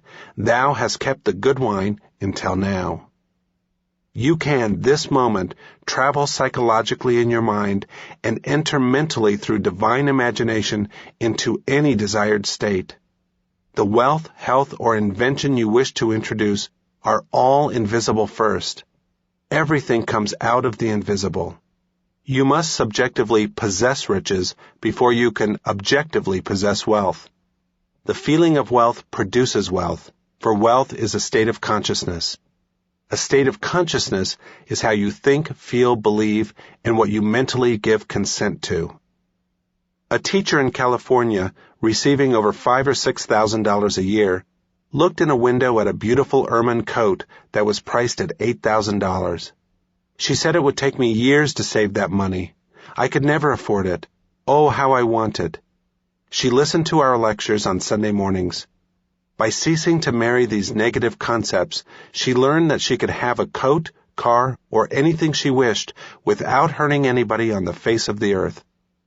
I told her to imagine she had the coat on, to feel its beautiful fur, and to get the feel of it on her. She began to use the power of her imagination prior to sleep at night. She put the imaginary coat on, fondled it, caressed it, like a child does with her doll. She continued to do this and finally felt the thrill of it all. She went to sleep every night wearing this imaginary coat and being so happy in possessing it. 3 months went by and nothing happened. She was about to waver, but she reminded herself that it is the sustained mood which demonstrates. He who perseveres to the end shall be saved. The solution will come to the person who does not waver, but always goes about with the perfume of His presence with him. The answer comes to the man who walks in the light that it is done. You are always using the perfume of His presence when you sustain the happy, joyous mood of expectancy, knowing your good is on the way. You saw it in the unseen, and you know you will see it in the seen. The sequel to the teacher's drama of the mind is interesting. One Sunday morning after our lecture, a man accidentally stepped on her toe, apologized profusely, asked her where she lived, and offered to drive her home. She accepted gladly. Shortly after, he proposed marriage, gave her a beautiful diamond ring, and said to her, "I saw the most wonderful coat. You would simply look radiant wearing it." It was the coat she admired 3 months previously. The salesman said over 100 wealthy women looked at the coat, admired it immensely, but for some reason always selected another garment. Through your capacity to choose, imagine the reality of what you have selected, and through faith and perseverance, you can realize your goal in life. All the riches of heaven are here now, within you, waiting to be released. Peace, joy, love, guidance, inspiration, goodwill, and abundance all exist now. All that is necessary in order to express God's riches is for you to leave the present now, your limitation, enter into the mental vision or picture, and in a happy, joyous mood, become one with your ideal. Having seen and felt your good in moments of high exaltation, you know that in a little while you shall see your ideal objectively as you walk through time and space. As within, so without. As above, so below. As in heaven, so on earth. In other words, you will see your beliefs expressed. Man is belief expressed. How Success Grows from Failure by Napoleon Hill. Turn back the pages of history, back to the very beginning of all that we know of civilization, and you will find that the men and women whose names lived after they passed on were those whose efforts were born of struggle, hardship, and failure. Men may leave behind them monuments of marble without struggle, hardship, and failure, but those who would build monuments in the hearts of their fellow men, where neither the disintegrating forces of the elements nor the degrading hand of man can destroy them, must pay the price in sacrifice and struggle. 10 years ago, a baby was born into one of the wealthiest families in America. The whole world showered the little fellow with gifts it did not need and could not use. One foolish king sent as his offering to the useless collection a gold crib that cost $40,000. I was going to law school in the city where that baby was born, therefore I know a considerable amount about the event. That bountiful shower of gifts reminded me of the passage in the Bible that reads something along these lines. To him that hath it shall be given, and to him that hath not it shall be taken away, even that which he hath. Nothing more true to human nature was ever said than this. Like attracts like. Wealth attracts wealth, and poverty attracts poverty. It is the way of human nature. By and by, this little baby grew old enough to be taken on the streets.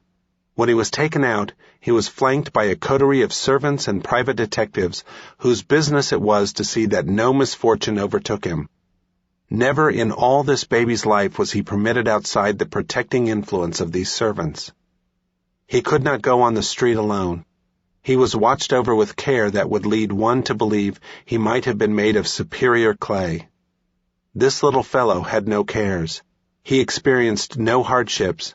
He never knew what struggle meant. All he knew was that he was not born to toil. He did not have to dress himself. He had servants for that purpose. He did not have to use his eyes. He had servants' eyes to use. He did not have to use his hands. He had servants' hands to use. In fact, he did not have to do anything. Each winter he went with his army of servants to play in the rolling waters of the warm Gulf of Mexico, where he was not bothered with the cold blizzards of the north. When he went out to swim, he was surrounded by the same army of servants, who flanked him and watched to see that no harm befell him. 2 years ago, this little fellow, now a boy of 10 years, had just returned to the north from his wintering place in Florida. He was out in the gardens with his servants when he noticed that the gates were open, and he saw beyond the much-longed-for freedom that every normal child is constantly seeking. While the servant's vigilance had slackened for a moment, he saw his chance and made a run for the street.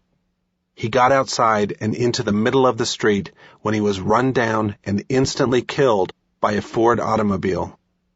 At the very moment this was happening, there were no less than 1 million little urchins located in the crowded streets of the great cities, not one of which could have been run down by an automobile in an open 10-acre field, because these little unfortunates had learned the art of self-defense.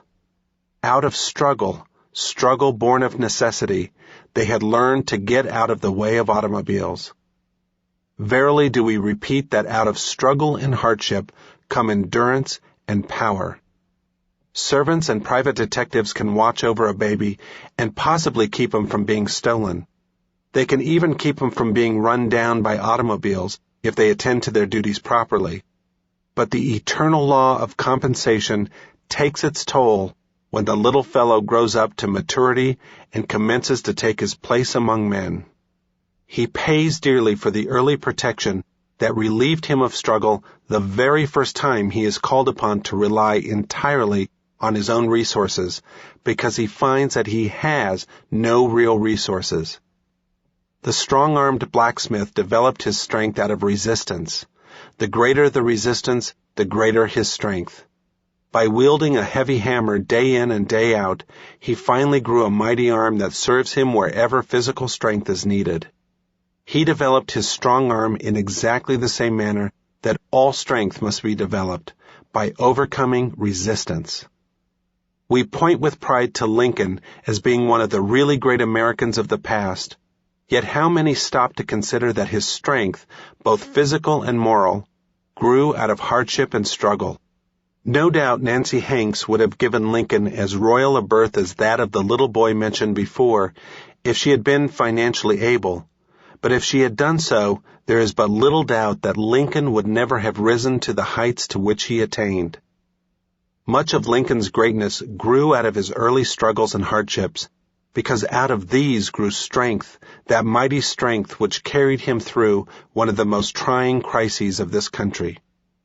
The most dangerous handicap with which any child could be surrounded is the handicap of money, provided it is used to relieve the child of struggle. 20-odd years ago, I was secretary to a wealthy man whose 2 sons were away at college. It was a part of my duty to make a check out for $100 for each of these boys on the first of the month. This was their spending money, and spend it they did. Well do I remember how I envied these boys the easy time this monthly remittance provided. By and by they returned home with their sheepskins and other things too, among them being the capacity for great quantities of whiskey. One of those boys is now under the sod, and the other is in an insane asylum, a victim of DTs. Last year I had the privilege of speaking in the college where one of the boys went to school. The principal of the school told me that the $100 check which came monthly for that boy was the influence that undermined him. With that check he had money to be a good fellow. This led to the drink habit, and that led to ruination. I can see now that fate dealt me a lucky blow when it placed the great cosmic urge of necessity behind me in my early childhood and forced me to struggle for a schooling and for existence itself. That struggle seemed hard then, but I know now that it was the strengthening process I needed to prepare me for a man's work in life.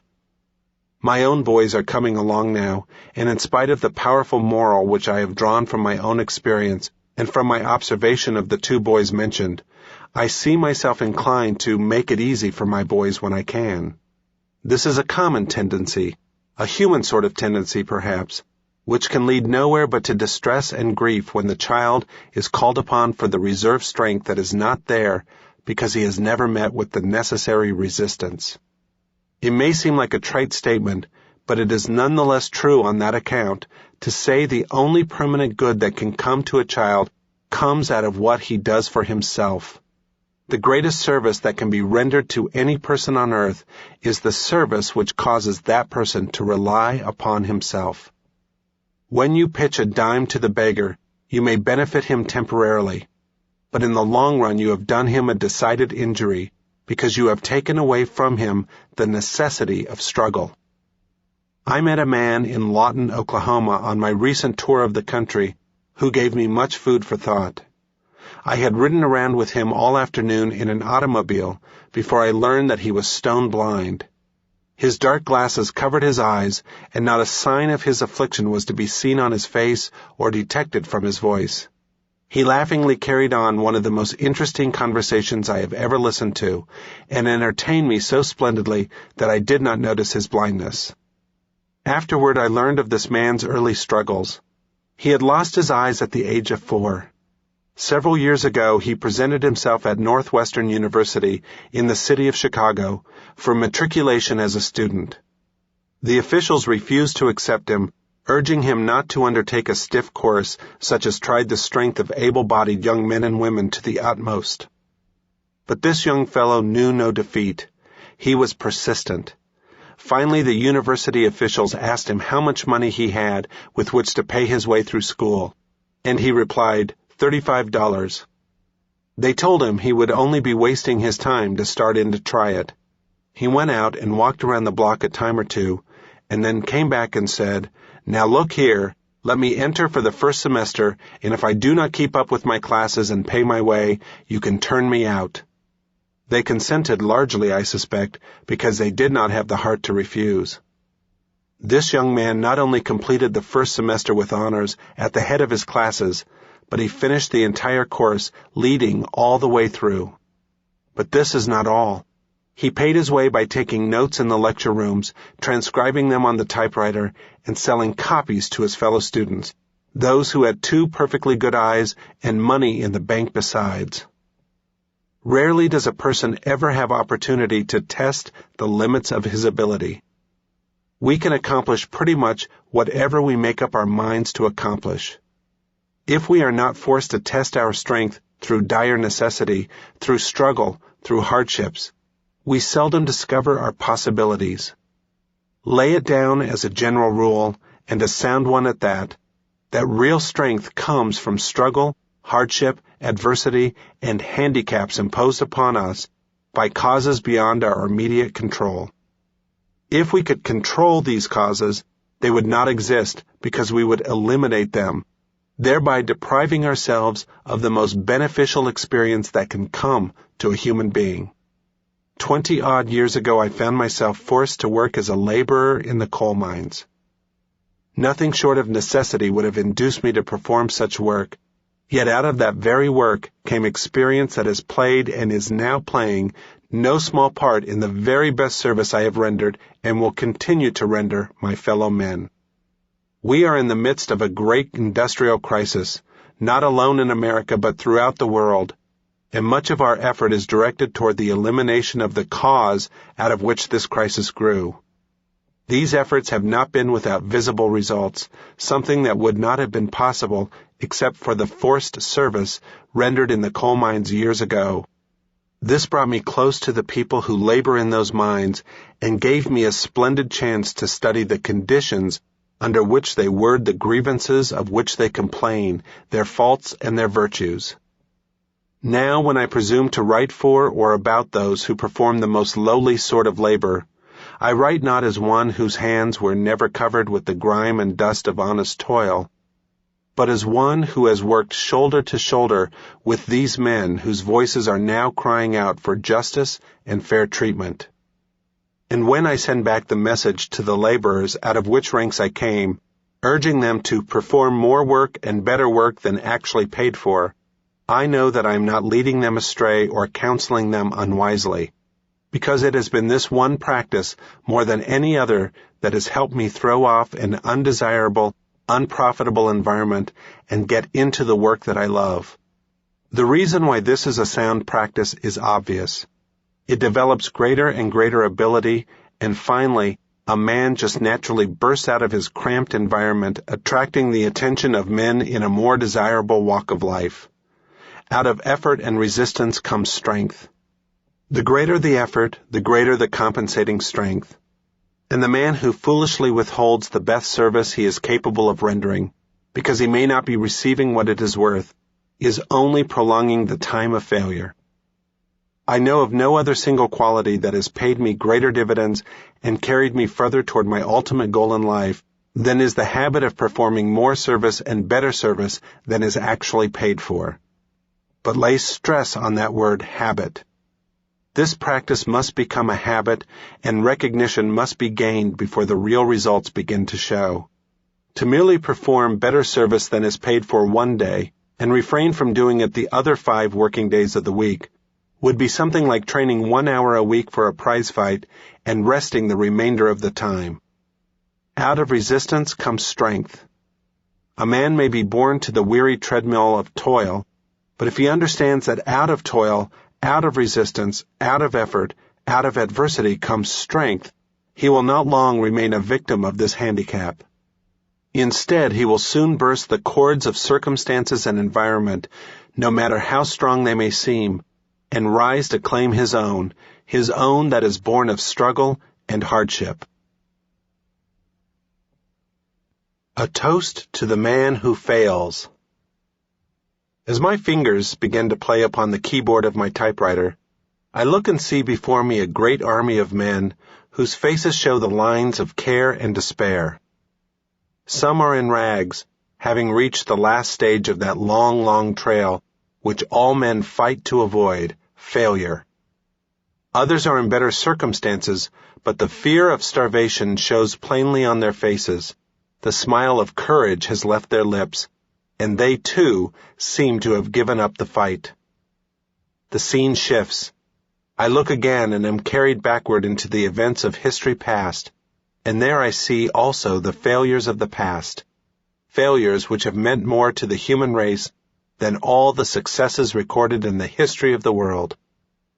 I see the homely face of Socrates, as he stood at the very end of that trail which men call failure, waiting with upturned eyes through those moments that must have seemed like an eternity just before he drank the poisoned hemlock.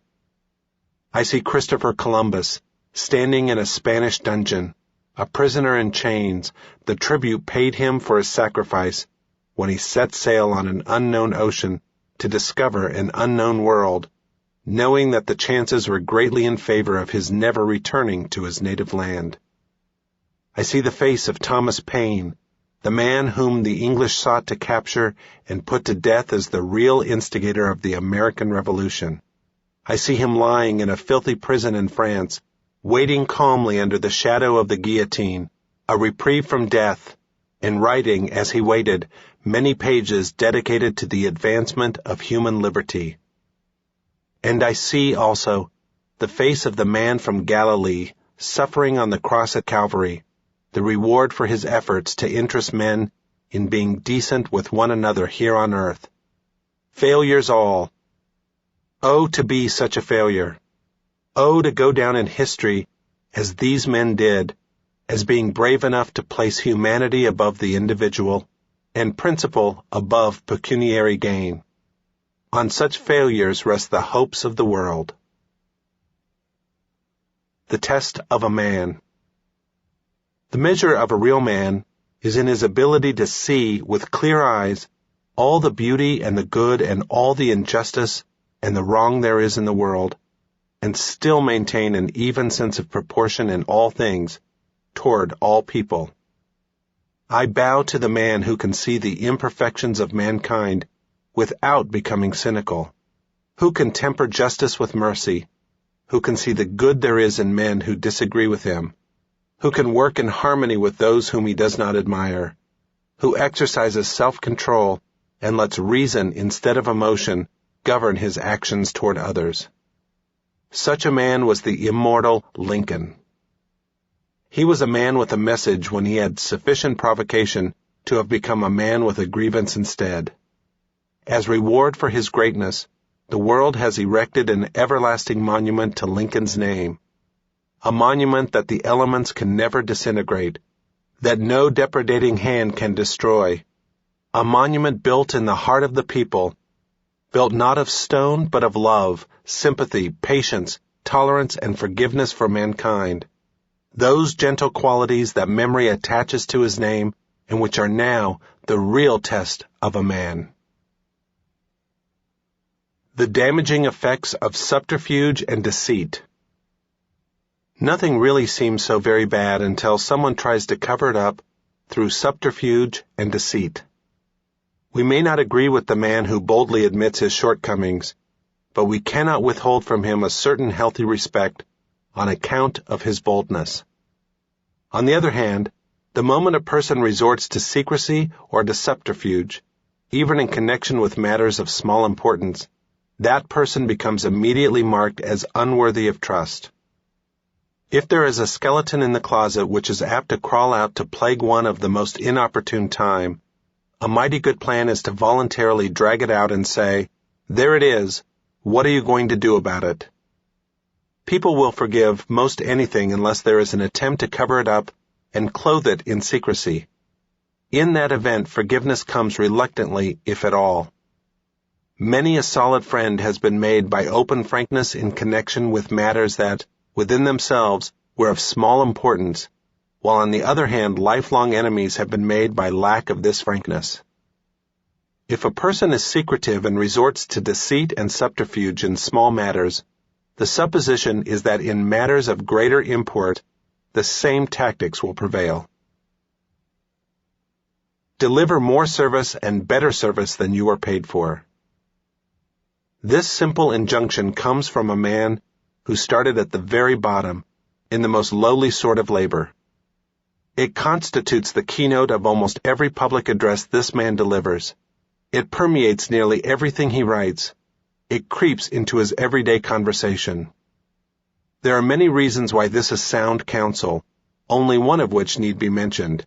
Namely, every person who forms the habit of delivering this sort of service soon attracts the attention of competitive bidders for his services.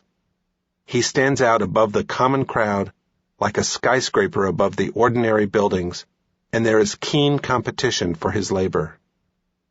Give the best service you know how to render, regardless of the amount you receive for it, and soon, much sooner than you might imagine, you will become a marked person, and greater responsibilities and higher wages will be thrusting themselves upon you. Deliver the best services you can, not necessarily out of consideration for the purchaser, but out of consideration for yourself. Failure to practice this habit is the chief obstacle that stands between 95% of the people and success. But of course, this does not apply to you. Or does it? Aimlessness is a sin, and it leads straight to poverty, misery, want, and failure. A man without a definite constructive purpose in life is simply one of nature's mistakes, because she did not intend to create such a being in all probability.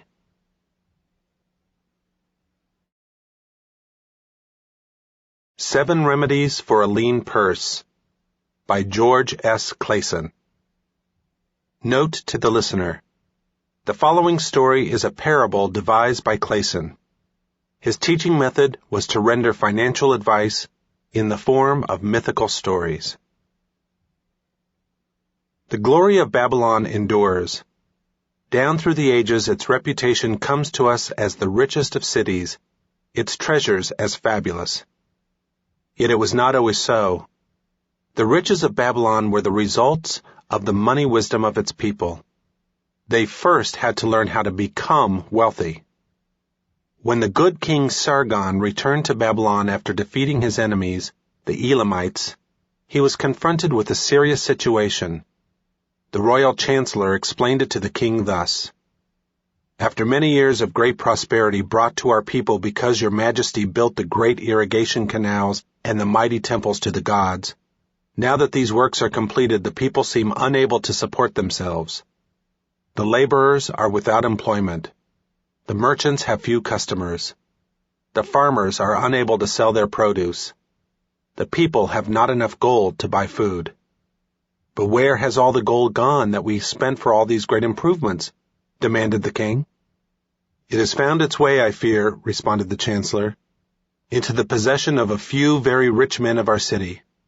It filtered through the fingers of most of our people as quickly as the goat's milk goes through the strainer. Now that the stream of gold has ceased to flow, most of our people have nothing to show for their earnings." The king was thoughtful for some time. Then he asked, "Why should so few men be able to acquire all the gold?" "Because they know how," replied the chancellor. "One may not condemn a man for succeeding because he knows how. Neither may one with justice take away from a man what he has fairly earned, to give to men of less ability." "But why," demanded the king, "should not all the people learn how to accumulate gold, and therefore become themselves rich and prosperous?" "Quite possible, Your Excellency. But who can teach them?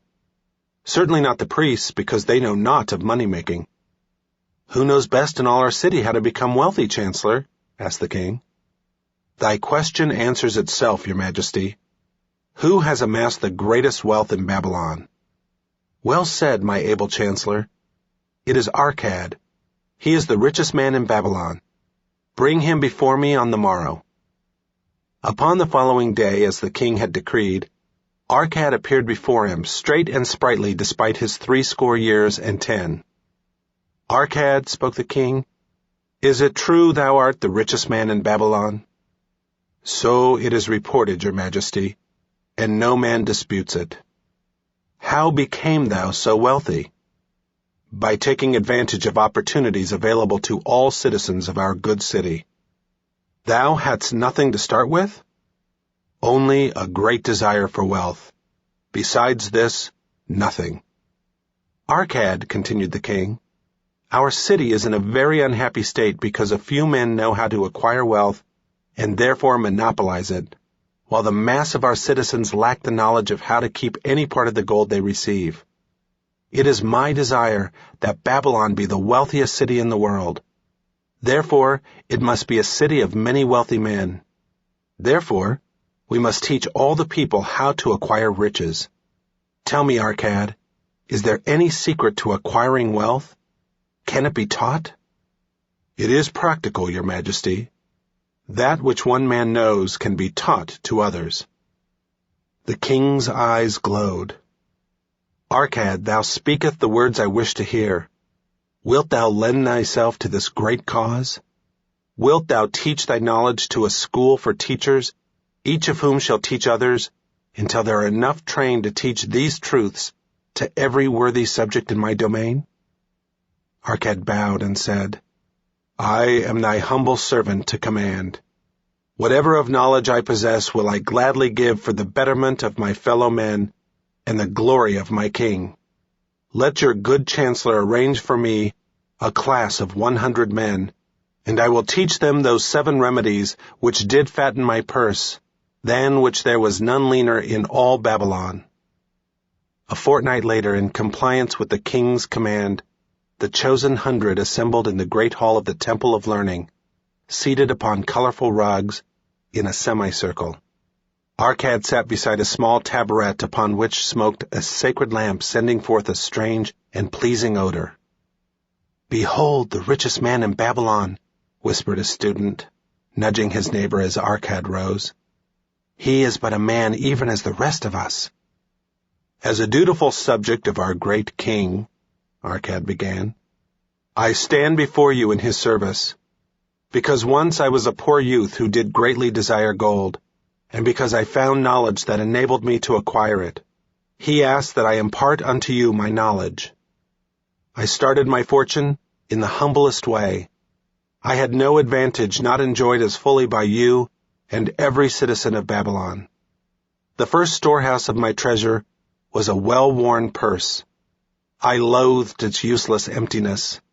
I desired that it be round and full, clinking with the sound of gold. Therefore, I sought every remedy for a lean purse. I found 7. To you who are assembled before me, shall I explain these 7 remedies for a lean purse, which I do recommend to all men who desire much gold. Each day for 7 days will I explain to you one of the 7 remedies. Listen attentively to the knowledge that I will impart. Debate it with me. Discuss it among yourselves. Learn these lessons thoroughly, that you may also plant in your own purses the seed of wealth. First must each of you start wisely to build a fortune of his own. Then wilt thou be competent, and only then, to teach these truths to others. I shall teach you in simple ways how to fatten your purses. This is the first step leading to the temple of wealth, and no man may climb who cannot plant his feet firmly upon the first step. We shall now consider the first remedy. The first remedy. Start thy purse to fattening. Arcad addressed a thoughtful man in the second row. My good friend, at what craft workest thou? I, replied the man, am a scribe and carve records upon the clay tablets. Even at such labor did I myself earn my first coppers. Therefore thou hast the same opportunity to build a fortune. He spoke to a florid-faced man further back. Pray tell also, what dost thou to earn thy bread? I, responded this man, am a meat butcher. I do buy the goats the farmers raise and kill them, and sell the meat to the housewives, and the hides to the sandal makers. Because thou dost also labor and earn, thou hast every advantage to succeed that I did possess. In this way did Arcad proceed to find out how each man labored to earn his living. When he had done questioning them, he said, Now, my students, ye can see that there are many trades and labors at which men may earn coins. Each of the ways of earning is a stream of gold from which the worker doth divert by his labors a portion to his own purse. Therefore into the purse of each of you flows a stream of coins, large or small, according to his ability. Is it not so? Thereupon they agreed that it was so. Then, continued Arcad, if each of you desireth to build for himself a fortune, is it not wise to start by utilizing that source of wealth, which he already has established? To this they agreed. Then Arcad turned to a humble man who had declared himself an egg merchant. If thou select one of thy baskets and put into it each morning 10 eggs, and take out from it each evening 9 eggs, what will eventually happen? It will become in time overflowing. Why? Because each day I put in one more egg than I take out. Arcad turned to the class with a smile. Does any man here have a lean purse? First they looked amused. Then they laughed. Lastly, they waved their purses in jest. All right, he continued. Now I shall tell thee the first remedy I learned to cure a lean purse. Do exactly as I have suggested to the egg merchant. For every 10 coins thou placest within thy purse, take out for use but 9. Thy purse will start to fatten at once, and its increasing weight will feel good in thy hand, and bring satisfaction to thy soul. Deride not what I say because of its simplicity. Truth is always simple. I told thee I would tell how I built my fortune. This was my beginning. I too carried a lean purse and cursed it, because there was naught within to satisfy my desires. But when I began to take out from my purse but 9 parts of 10 I put in, it began to fatten. So will thine. Now I will tell a strange truth, the reason for which I know not. When I ceased to pay out more than 9/10 of my earnings, I managed to get along just as well. I was not shorter than before. Also, ere long, did coins come to me more easily than before. Surely it is a law of the gods that unto him who keepeth and spendeth not a certain part of all his earnings shall gold come more easily. Likewise him whose purse is empty does gold void. Which desirest thou the most? Is it the gratification of thy desires of each day, a jewel, a bit of finery, better raiment, more food, things quickly gone and forgotten? Or is it substantial belongings, gold, lands, herds, merchandise, income-bringing investment? The coins thou takest from thy purse bring the first. The coins thou leavest within it will bring the latter. This, my students, was the first remedy I did discover for my lean purse. For each 10 coins I put in, to spend but 9. Debate this amongst yourselves. If any man proves it untrue, tell me upon the morrow when we shall meet again. The second remedy. Control thy expenditures. Some of your members, my students, have asked me this. How can a man keep 1/10 of all he earns in his purse when all the coins he earns are not enough for his necessary expenses? So did Arcad address his students upon the second day. Yesterday, how many of thee carried lean purses? All of us, answered the class. Yet thou do not all earn the same.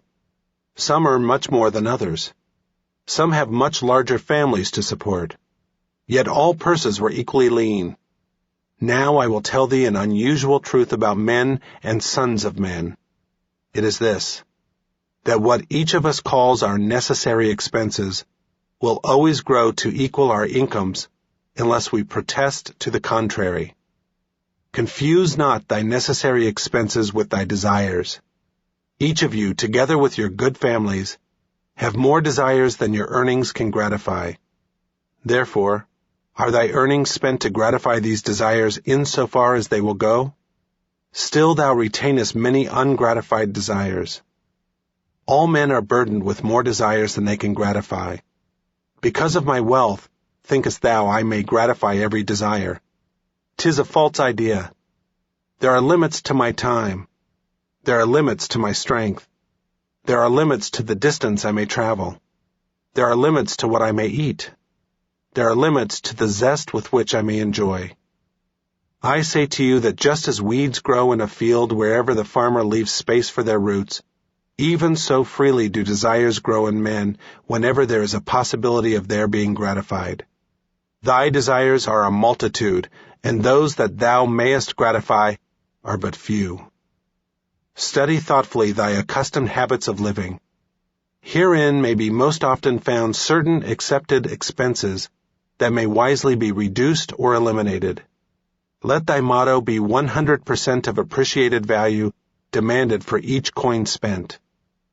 Therefore, engrave upon the clay each thing for which thou desireth to spend. Select those that are necessary and others that are possible through the expenditures of 9/10 of thy income. cross out the rest, and consider them but a part of that great multitude of desires that must go unsatisfied, and regret them not. Budget then thy necessary expenses. Touch not the 1/10 that is fattening thy purse. Let this be thy great desire that is being fulfilled. Keep working with thy budget, keep adjusting it to help thee. Make it thy first assistant in defending thy fattening purse. Hereupon one of the students, wearing a robe of red and gold, arose and said, I am a free man. I believe that it is my right to enjoy the good things of life. Therefore do I rebel against the slavery of a budget, which determines just how much I may spend and for what. I feel it would take much pleasure from my life, and make me little more than a pack-ass to carry a burden. To him Arcad replied, Who, my friend, would determine thy budget? I would make it for myself, responded the protesting one. In that case, were a pack-ass to budget his burden, would he include therein jewels and rugs and heavy bars of gold? Not so. He would include hay and grain and a bag of water for the desert trail. The purpose of a budget is to help thy purse to fatten. It is to assist thee to have thy necessities, and insofar as attainable, thy other desires. It is to enable thee to realize thy most cherished desires by defending them from thy casual wishes. Like a bright light in a dark cave, thy budget shows up the leaks from thy purse and enables thee to stop them and control thy expenditures for definite and gratifying purposes. This, then, is the second remedy for a lean purse. Budget thy expenses that thou mayest have coins to pay for thy necessities, to pay for thy enjoyments, and to gratify thy worthwhile desires without spending more than 9/10 of thy earnings. The third remedy. Make thy gold multiply. Behold, thy lean purse is fattening. Thou hast disciplined thyself to leave therein 1/10 of all thou earnest. Thou hast controlled thy expenditures to protect thy growing treasure. Next, we will consider means to put thy treasure to labor and to increase. Gold in a purse is gratifying to own, and satisfieth a miserly soul, but earns nothing. The gold we may retain from our earnings is but the start. The earnings it will make shall build our fortunes. So spoke Arcad upon the third day to his class. How, therefore, may we put our gold to work? My first investment was unfortunate, for I lost all. Its tale I will relate later. My first profitable investment was a loan I made to a man named Agar, a shield maker. Once each year did he buy large shipments of bronze brought from across the sea to use in his trade. Lacking sufficient capital to pay the merchants, he would borrow from those who had extra coins. He was an honorable man. His borrowing he would repay, together with a liberal rental as he sold his shields. Each time I loaned to him, I loaned back also the rental he had paid to me. Therefore, not only did my capital increase, but its earning likewise increased. Most gratifying was it to have these sums returned to my purse. I tell you, my students, a man's wealth is not in the coins he carries in his purse, it is in the income he buildeth, the golden stream that continually floweth into his purse, and keepeth it always bulging. That is what every man desireth. That is what thou, each one of thee, desireth. An income that continueth to come whether thou work or travel. Great income I have acquired, so great that I am called a very rich man. My loans to Agar were my first training in profitable investment. Gaining wisdom from his experience, I extended my loans and investments as my capital increased. From a few sources at first, from many sources later, flowed into my purse a golden stream of wealth available for such wise uses as I should decide. Behold, from my humble earnings, I had begotten a horde of golden slaves, each laboring and earning more gold. As they labored for me, so their children also labored, and their children's children, until great was the income from their combined efforts. Gold increaseth rapidly, when making reasonable earnings, as thou wilt see from the following. A farmer, when his first son was born, took 10 pieces of silver to a moneylender and asked him to keep it on rental for his son until he became 20 years of age. This the moneylender did, and agreed the rental should be 1/4 of its value each 4 years. The farmer asked because this sum he had set aside as belonging to his son, that the rental be added to the principal. When the boy had reached the age of 20 years, the farmer again went to the moneylender to inquire about the silver. The moneylender explained that because the sum had been increased by compound interest, the original 10 pieces of silver had now grown to 30 1/2 pieces. The farmer was well pleased, and because the son did not need the coins, he left them with the moneylender. When the son became 50 years of age, the father meantime having passed to the other world, the moneylender paid the son in settlement 167 pieces of silver. Thus in 50 years had the investment multiplied itself at rental almost 17 times. This then is the third remedy for a lean purse, to put each coin to laboring, that it may reproduce its kind even as the flocks of the field, and help bring to thee income, a stream of wealth that shall flow constantly into thy purse. The fourth remedy: guard thy treasures from loss. Misfortune loves a shining mark. Gold in a man's purse must be guarded with firmness, else it be lost. Thus it is wise that we must first secure small amounts and learn to protect them before the gods entrust us with larger. So spoke Arcad upon the 4th day to his class. Every owner of gold is tempted by opportunities whereby it would seem that he could make large sums by its investment in most plausible projects. Often friends and relatives are eagerly entering each investment and urge him to follow. The first sound principle of investment is security for thy principal. Is it wise to be intrigued by larger earnings when thy principal may be lost? I say not. The penalty of risk is probable loss. Study carefully before parting with the treasure each assurance that it may be safely reclaimed. Be not misled by thy own romantic desires to make wealth rapidly. Before thou loan it to any man, assure thyself of his ability to repay and his reputation for doing so, that thou mayest not unwittingly by making him a present of thy hard-earned treasure. Before thou entrust it as an investment in any field, acquaint thyself with the dangers which may beset it. My own first investment was a tragedy to me at the time. The guarded savings of a year I did entrust to a brickmaker named Osmore, who was traveling over the far seas and in Tyre agreed to buy for me the rare jewels of the Phoenicians. These we would sell upon his return and divide the profits. The Phoenicians were scoundrels and sold him bits of glass. My treasure was lost. Today my training would show me at once the folly of entrusting a brickmaker to buy jewels. Therefore, do I advise thee from the wisdom of my experiences, be not too confident of thy own wisdom in entrusting thy treasures to the possible pitfalls of investments. Better far consult the wisdom of those experienced in handling money for profit. Such advice is freely given for the asking, and may readily possess a value equal in gold to the sum thou considerest investing. In truth, such is its actual value if it save thee from loss. This, then, is the fourth remedy for a lean purse, and of great importance if it prevent thy purse from being emptied once it has become well filled. Guard thy treasure from loss by investing only where thy principal is safe, where it may be reclaimed if desirable, and where thou wilt not fail to collect a fair rental. Consult with wise men. Secure the advice of men experienced in the profitable handling of gold. Let their wisdom protect thy treasure from unsafe investment.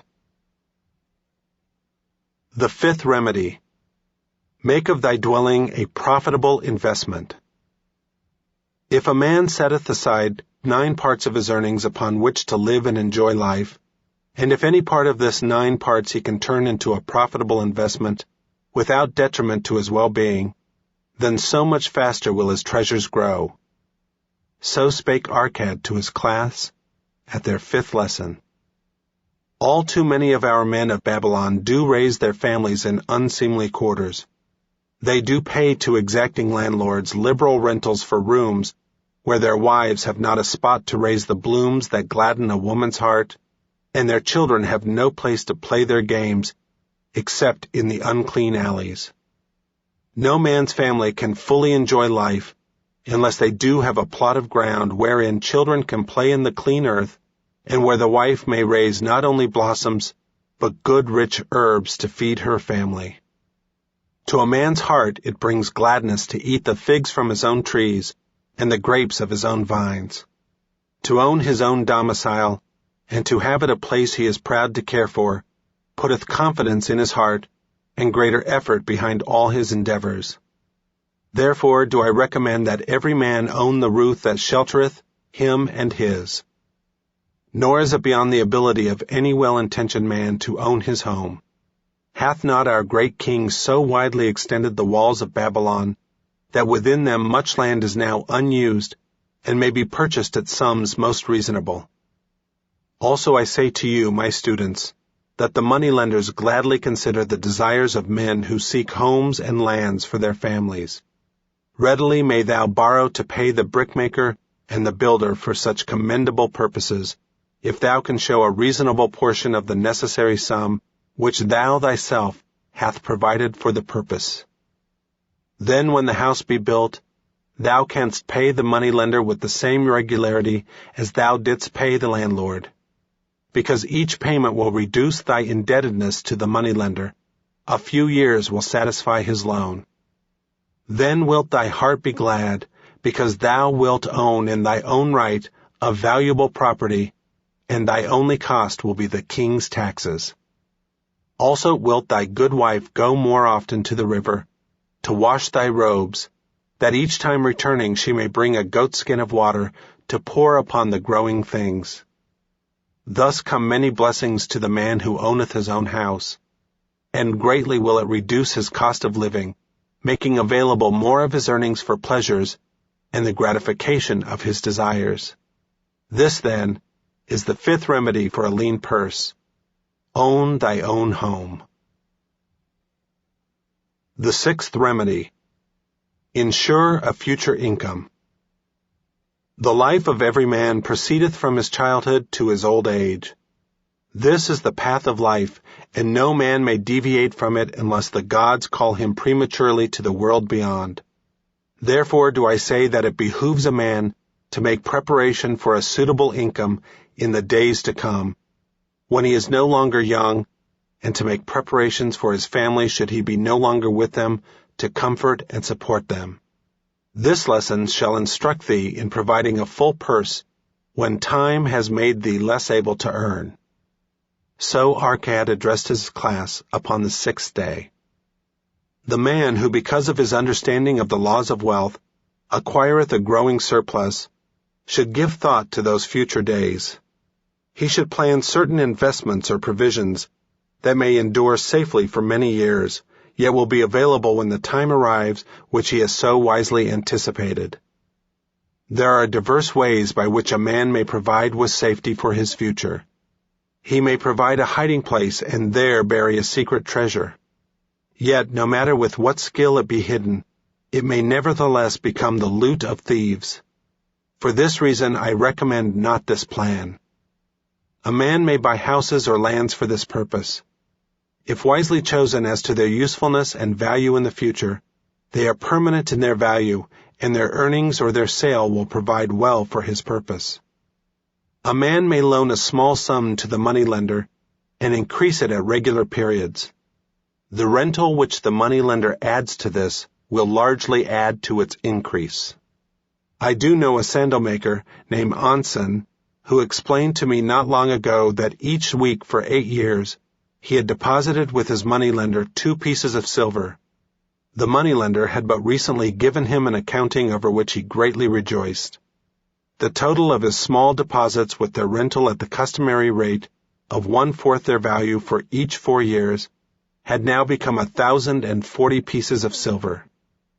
I did gladly encourage him further by demonstrating to him, with my knowledge of the numbers, that in 12 years more, if he would keep his regular deposits of but 2 pieces of silver each week, the moneylender would then owe him 4,000 pieces of silver, a worthy competence for the rest of his life. Surely when such a small payment made with regularity doth produce such profitable results, no man can afford not to insure a treasure for his old age, and the protection of his family, no matter how prosperous his business and his investments may be. I would that I might say more about this. In my mind rests the belief that someday wise-thinking men will devise a plan to insure men against death, whereby many men pay in but a trifling sum regularly, the aggregate making a handsome sum for the family of each member who passeth to the beyond. This do I see as something desirable, and which I could highly recommend. But today it is not possible, because it must reach beyond the life of any man or any partnership to operate. It must be as stable as the king's throne. Some day do I feel that such a plan shall come to pass, and be a great blessing to many men, because even the first small payment will make available a snug fortune for the family of a member should he pass on. But because we live in our own day, and not in the days which are to come, we must take advantage of those means and ways of accomplishing our purposes. Therefore do I recommend to all men that they, by wise and well thought out methods, do provide against a lean purse in their mature years. For a lean purse to a man no longer able to earn, or to a family without its head, is a sore tragedy. This, then, is the 6th remedy for a lean purse. Provide in advance for the needs of thy growing age and the protection of thy family. The 7th remedy. Increase thy ability to earn. This day do I speak to thee, my students, of one of the most vital remedies for a lean purse. Yet I will talk not of gold but of yourselves, of the men beneath the robes of many colors who do sit before me. I will talk to you of those things within the minds and lives of men, which do work for or against their success. So did Arcad address his class upon the 7th day. Not long ago came to me a young man seeking to borrow. When I questioned him the cause of his necessity, he complained that his earnings were insufficient to pay his expenses. Thereupon I explained to him, this being the case, he was a poor customer for the moneylender, as he possessed no surplus earning capacity to repay the loan. What you need, young man, I told him, is to earn more coins. What dost thou to increase thy capacity to earn? All that I can do, he replied. 6 times within 2 moons have I approached my master to request my pay be increased, but without success. No man can go oftener than that. We may smile at his simplicity, yet he did possess one of the vital requirements to increase his earnings. Within him was a strong desire to earn more, a proper and commendable desire. Preceding accomplishment must be desire. Thy desires must be strong and definite. General desires are but weak longings. For a man to wish to be rich is of little purpose. For a man to desire 5 pieces of gold is a tangible desire which he can press to fulfillment. After he has backed his desire for 5 pieces of gold with strength of purpose to secure it, next he can find similar ways to obtain 10 pieces, and then 20 pieces, and later 1,000 pieces, and behold, he has become wealthy. In learning to secure his one definite small desire, he hath trained himself to secure a larger one. This is the process by which wealth is accumulated, first in small sums, then in larger ones, as a man learns and becomes more capable. Desires must be simple and definite. They defeat their own purpose should they be too many, too confusing, or beyond the training to accomplish. As a man perfecteth himself in his calling, even so doth his ability to earn increase. In those days when I was a humble scribe, carving upon the clay for a few coppers each day, I observed that other workers did more than I, and were paid more. Therefore did I determine that I would be exceeded by none, nor did it take long for me to discover the reason for their greater success. More interest in my work, more concentration upon my task, more persistence in my effort, and behold, few men could carve more tablets in a day than I. With reasonable promptness, my increased skill was rewarded, nor was it necessary for me to go 6 times to my master to request recognition. The more of wisdom we know, the more we may earn. That man who seeks to learn more of his craft shall be richly rewarded. If he is an artisan, he may seek to learn the methods and the tools of those most skillful in the same line. If he laboreth at the law or at healing, he may consult and exchange knowledge with others of his calling. If he be a merchant, he may continually seek better goods that can be purchased at lower prices. Always do the affairs of man change and improve, because keen-minded men seek greater skill, that they may better serve those upon whose patronage they depend. Therefore, I urge all men to be in the front rank of progress, and not to stand still, lest they be left behind. Many things come to make a man's life rich with gainful experiences. Such things as the following a man must do if he shall respect himself. He must pay his debts with all promptness within his power, not purchasing that for which he is unable to pay.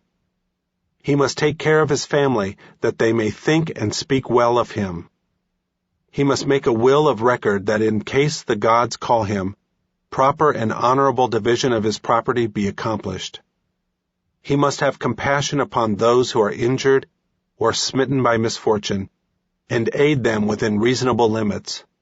He must do deeds of thoughtfulness to those dear to him. Thus the 7th and last remedy for a lean purse is to cultivate thy own powers, to study and become more skillful, to so act as to respect thyself. Thereby shalt thou acquire confidence in thyself to achieve thy carefully considered desires. These then are the 7 remedies for a lean purse, which out of the experience of a long and successful life, I do urge for all men who desire wealth.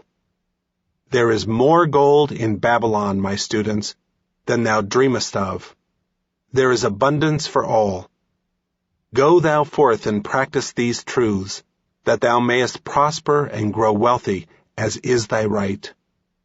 Go thou forth and teach these truths, that every honorable subject of his majesty may also share liberally in the ample wealth of our beloved city.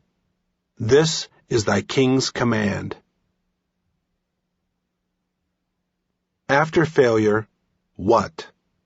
By Orson Swett Marden. A great many people never really discover themselves until ruin stares them in the face. They do not seem to know how to bring out their reserves until they are overtaken by an overwhelming disaster, or until the sight of their blighted prospects and of the wreck of their homes and happiness stirs them to the very center of their beings. The real test of character is what a man does after he fails. What will he do next? What resources, what inventiveness will his failure arouse in him?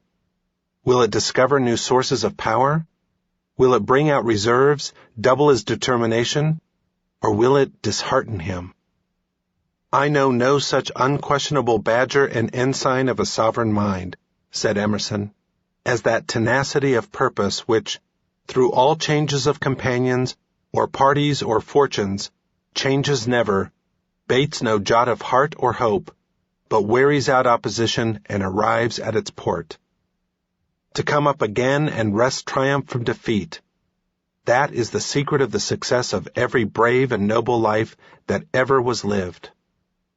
A little boy was asked how he learned to skate. "Oh, by getting up every time I fell down," he replied. This is the spirit that leads men and armies to victory. It is not the fall, but the not getting up that is defeat. Perhaps the past has been a bitter disappointment to you. In looking it over, you may feel that you have been plodding along in mediocrity.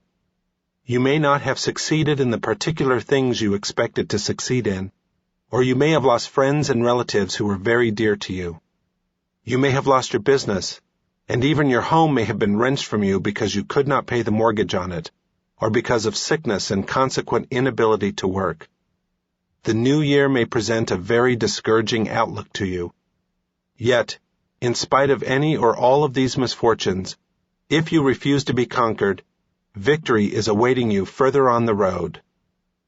This is the test of your manhood. How much is there left in you after you have lost everything outside of yourself? If you lie down now, throw up your hands, and acknowledge yourself worsted, there is not much in you. But if, with heart undaunted and face turned forward, you refuse to give up or to lose faith in yourself, if you scorn to beat a retreat, you will show that the man left in you is bigger than your loss, greater than your cross, and larger than any defeat.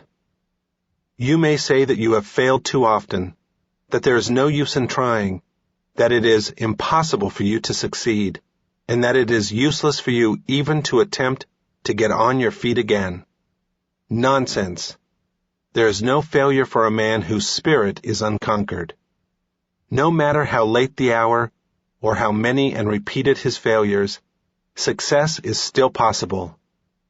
The evolution of Scrooge the miser in the closing years of his life, from a hard, narrow, heartless money grubber, whose soul was imprisoned in his shining heap of hoarded gold, to a generous, genial lover of his kind, is no mere myth of Dickens' brain. Time and again, in the history of our daily lives, chronicled in our newspapers, recorded in biographies, or exhibited before our eyes, we see men and women redeeming past failures, rising up out of the stupor of discouragement, and boldly turning face forward once more. There are thousands of people who have lost everything they had in the world, who are just as far from failure as they were before their loss, because of their unconquerable spirit, stout hearts that never quail. In true manhood, there is something which rises higher than worldly success or failure. No matter what reverses come to him, what disappointments or failures, a really great man rises superior to them. He never loses his equanimity. In the midst of storms and trials to which a weak nature would succumb, his serene soul, his calm confidence still assert themselves, so completely dominating all outward conditions that they have no power to harm him. What is defeat? Says Wendell Phillips. Nothing but the first steps to something higher. Many a one has finally succeeded only because he has failed after repeated efforts. If he had never met defeat, he would never have known any great victory. There is something in defeat which puts new determination into a man of mettle. No, there is no failure for the man who realizes his power, who never knows when he is beaten. There is no failure for the determined endeavor, the unconquerable will. There is no failure for the man who gets up every time he falls, who rebounds like a rubber ball, who persists when everyone else gives up, who pushes on when everyone else turns back. Light on Life's Difficulties by James Allen. I, Truth, am thy Redeemer come to me. Lay down thy sin and pain and wild unrest, and I will calm thy spirit's stormy sea, pouring the oil of peace upon thy breast. Friendless and lone, lo, I abide with thee. Defeated and deserted, cast away, what refuge hast thou? Whither canst thou fly? Upon my changeless breast thy burdens lay. I am thy certain refuge, even I. All things are passing. I alone can stay. Lo, I, the great forsaken, am the friend. Of the forsaken I, whom men despise. The weak, the helpless, and despised defend. I gladden aching hearts and weeping eyes. Rest thou in me. I am thy sorrow's end. Lovers and friends and wealth, pleasures and fame, these fail and change and pass into decay. But my love does not change, and in thy blame I blame thee not, nor turn my face away. In my calm bosom hide thy sin and shame. Forward. When a man enters a dark room, he is not sure of his movements. He cannot see the objects around or properly locate them, and is liable to hurt himself by coming into sudden contact with them. But let a light be introduced and immediately all confusion disappears. Every object is seen and there is no more danger of being hurt. To the majority, life is such a dark room, and their frequent hurts, their disappointments, perplexities, sorrows, and pains, are caused by sudden contact with principles which they do not see, and are therefore not prepared to deal with. But when the light of wisdom is introduced into the darkened understanding, confusion vanishes, difficulties are dissolved, all things are seen in their true place and proportion, and henceforth the man walks open-eyed and unhurt, in the clear light of a wise comprehension. James Allen, Bryn Gallw, Ilfracombe, England. The Light That Leads to Perfect Peace. This audiobook is intended to be a strong and kingly companion, as well as a source of spiritual renewal and inspiration to those who aim at a life well lived and made strong and serene. It will help its listeners to transform themselves into the ideal character they would wish to be, and to make their life here that blessed thing which the majority only hope for in some future life. Our life is what we make it by our own thoughts and deeds. It is our own state and attitude of mind which determine whether we are happy or unhappy, strong or weak, sinful or holy, foolish or wise. If one is unhappy, that state of mind belongs to himself and is originated within himself. It is a state which responds to certain outward happenings, but its cause lies within and not in those outward occurrences. If one is weak in will, he has brought himself to and remains in that condition by the course of thought and action which he has chosen and is still choosing. If one is sinful, it is because he has committed and continues to commit sinful acts. If he is foolish, it is because he himself does foolish things. A man has no character, no soul, no life apart from his thoughts and deeds. What they are, that he is. As they are modified, so does he change. He is endowed with will and can modify his character. As the carpenter changes the block of wood into a beautiful piece of furniture, so can the erring and sin-stricken man change himself into a wise and truth-loving being. Each man is responsible for the thoughts which he thinks and the acts which he does for his state of mind and the life which he lives. No power, no event, no circumstance can compel a man to evil and unhappiness. He himself is his own compeller. He thinks and acts by his own volition. No being, however wise and great, not even the Supreme, can make him good and happy.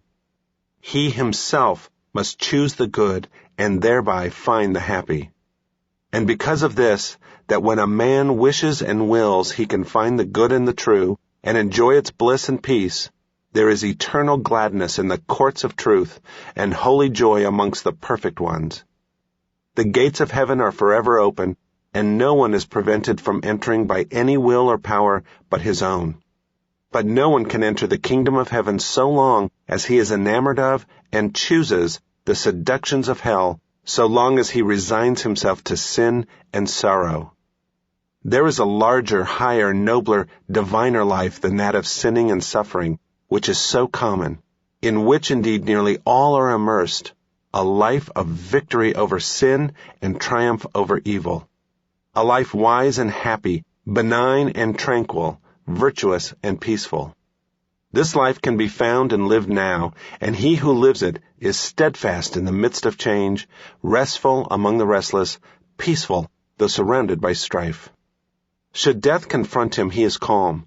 Though assailed by persecution, he knows no bitterness, and his heart is compassionate and filled with rejoicing. In this supremely beautiful life there is no evil, sin and sorrow are ended, and aching hearts and weeping eyes are no more. This life of triumph is not for those who are satisfied with any lower conditions. It is for those who thirst of it and are willing to achieve it, who are as eager for righteousness as the miser is for gold. It is always at hand and is offered to all, and blessed are they who accept and embrace it. They will enter the world of truth. They will find the perfect peace. Light on facts and hypotheses. When freedom of thought and freedom of expression abound, there is much controversy and much confusion. Yet it is from such controversial confusion that the simple facts of life emerge, attracting us with their eternal uniformity and harmony, and appealing forcibly to us with their invisible simplicity and truth. We are living in such an age of freedom and mental conflict. Never were religious sects so numerous.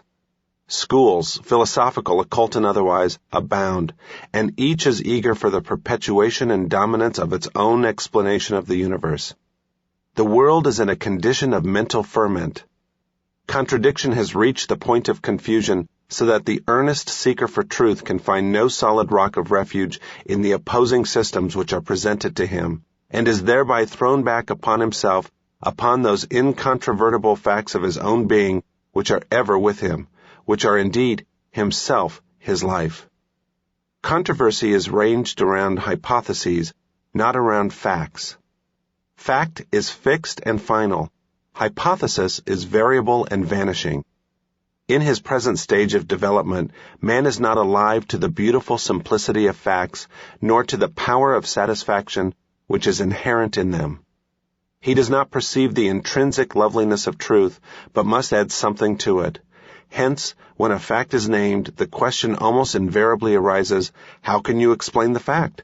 And then follows a hypothesis, which leads to another hypothesis, and so on, until the fact is altogether lost sight of, amid a mass of contradictory suppositions. Thus arise the sects and controversial schools. The clear perception of one fact will lead to the perception of other facts, but a supposition, while appearing to elucidate a fact, does in reality cover it up. We cannot realize the stately splendor of truth while playing with the gaudy and attractive toys of pretty hypotheses. Truth is not an opinion, nor can any opinion enlarge or adorn it. Fact and supposition are eternally separate, and the cleverest intellectual jugglery, while it may entertain and deceive even the elect, cannot in the slightest degree alter a fact or affect the future of things as they are. Because of this, the true teacher abandons the devious path of hypothesis and deals only with the simple facts of life, fixing the attention of men upon these, instead of increasing confusion and intensifying wordy warfare by foisting another assumption upon a world already lost and bewildered in a maze of hypotheses. The facts of life are ever before us, and can be understood and known if we but abandon our egotism and the blinding delusions which that egotism creates. Man need not go beyond his own being to find wisdom, and the facts of that being afford a sufficient basis on which to erect a temple of knowledge of such beauty and dimensions that it shall at once emancipate and glorify. Man is, and as he thinks, so he is. A perception and realization of these two facts alone, of man's being and thinking, lead into a vast avenue of knowledge which cannot stop short of the highest wisdom and perfection. One of the reasons why men do not become wise is that they occupy themselves with interminable speculations about a soul separate from themselves, that is, from their own mind, and so blind themselves to their actual nature and being. The supposition of a separate soul veils the eyes of man so that he does not see himself, does not know his mentality, is unaware of the nature of his thoughts, without which he would have no conscious life. Man's life is actual, his thoughts are actual, his life is actual. To occupy ourselves with the investigation of things that are is the way of wisdom.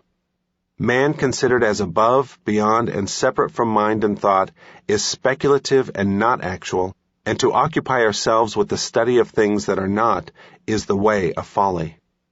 Man cannot be separated from his mind. His life cannot be separated from his thoughts. Mind, thought, and life are as inseparable as light, radiance, and color, and are no more in need of another factor to elucidate them than are light, radiance, and color. The facts are all sufficient and contain within themselves the groundwork of all knowledge concerning them. Man as mind is subject to change. He is not something made and finally complete, but has within him the capacity for progress. By the universal law of evolution, he has become what he is and is becoming that which he will be. His being is modified by every thought he thinks. Every experience affects his character. Every effort he makes changes his mentality. Herein is the secret of man's degradation and also of his power and salvation if he but utilize this law of change in the right choice of thought. To live is to think and act, and to think and act is to change,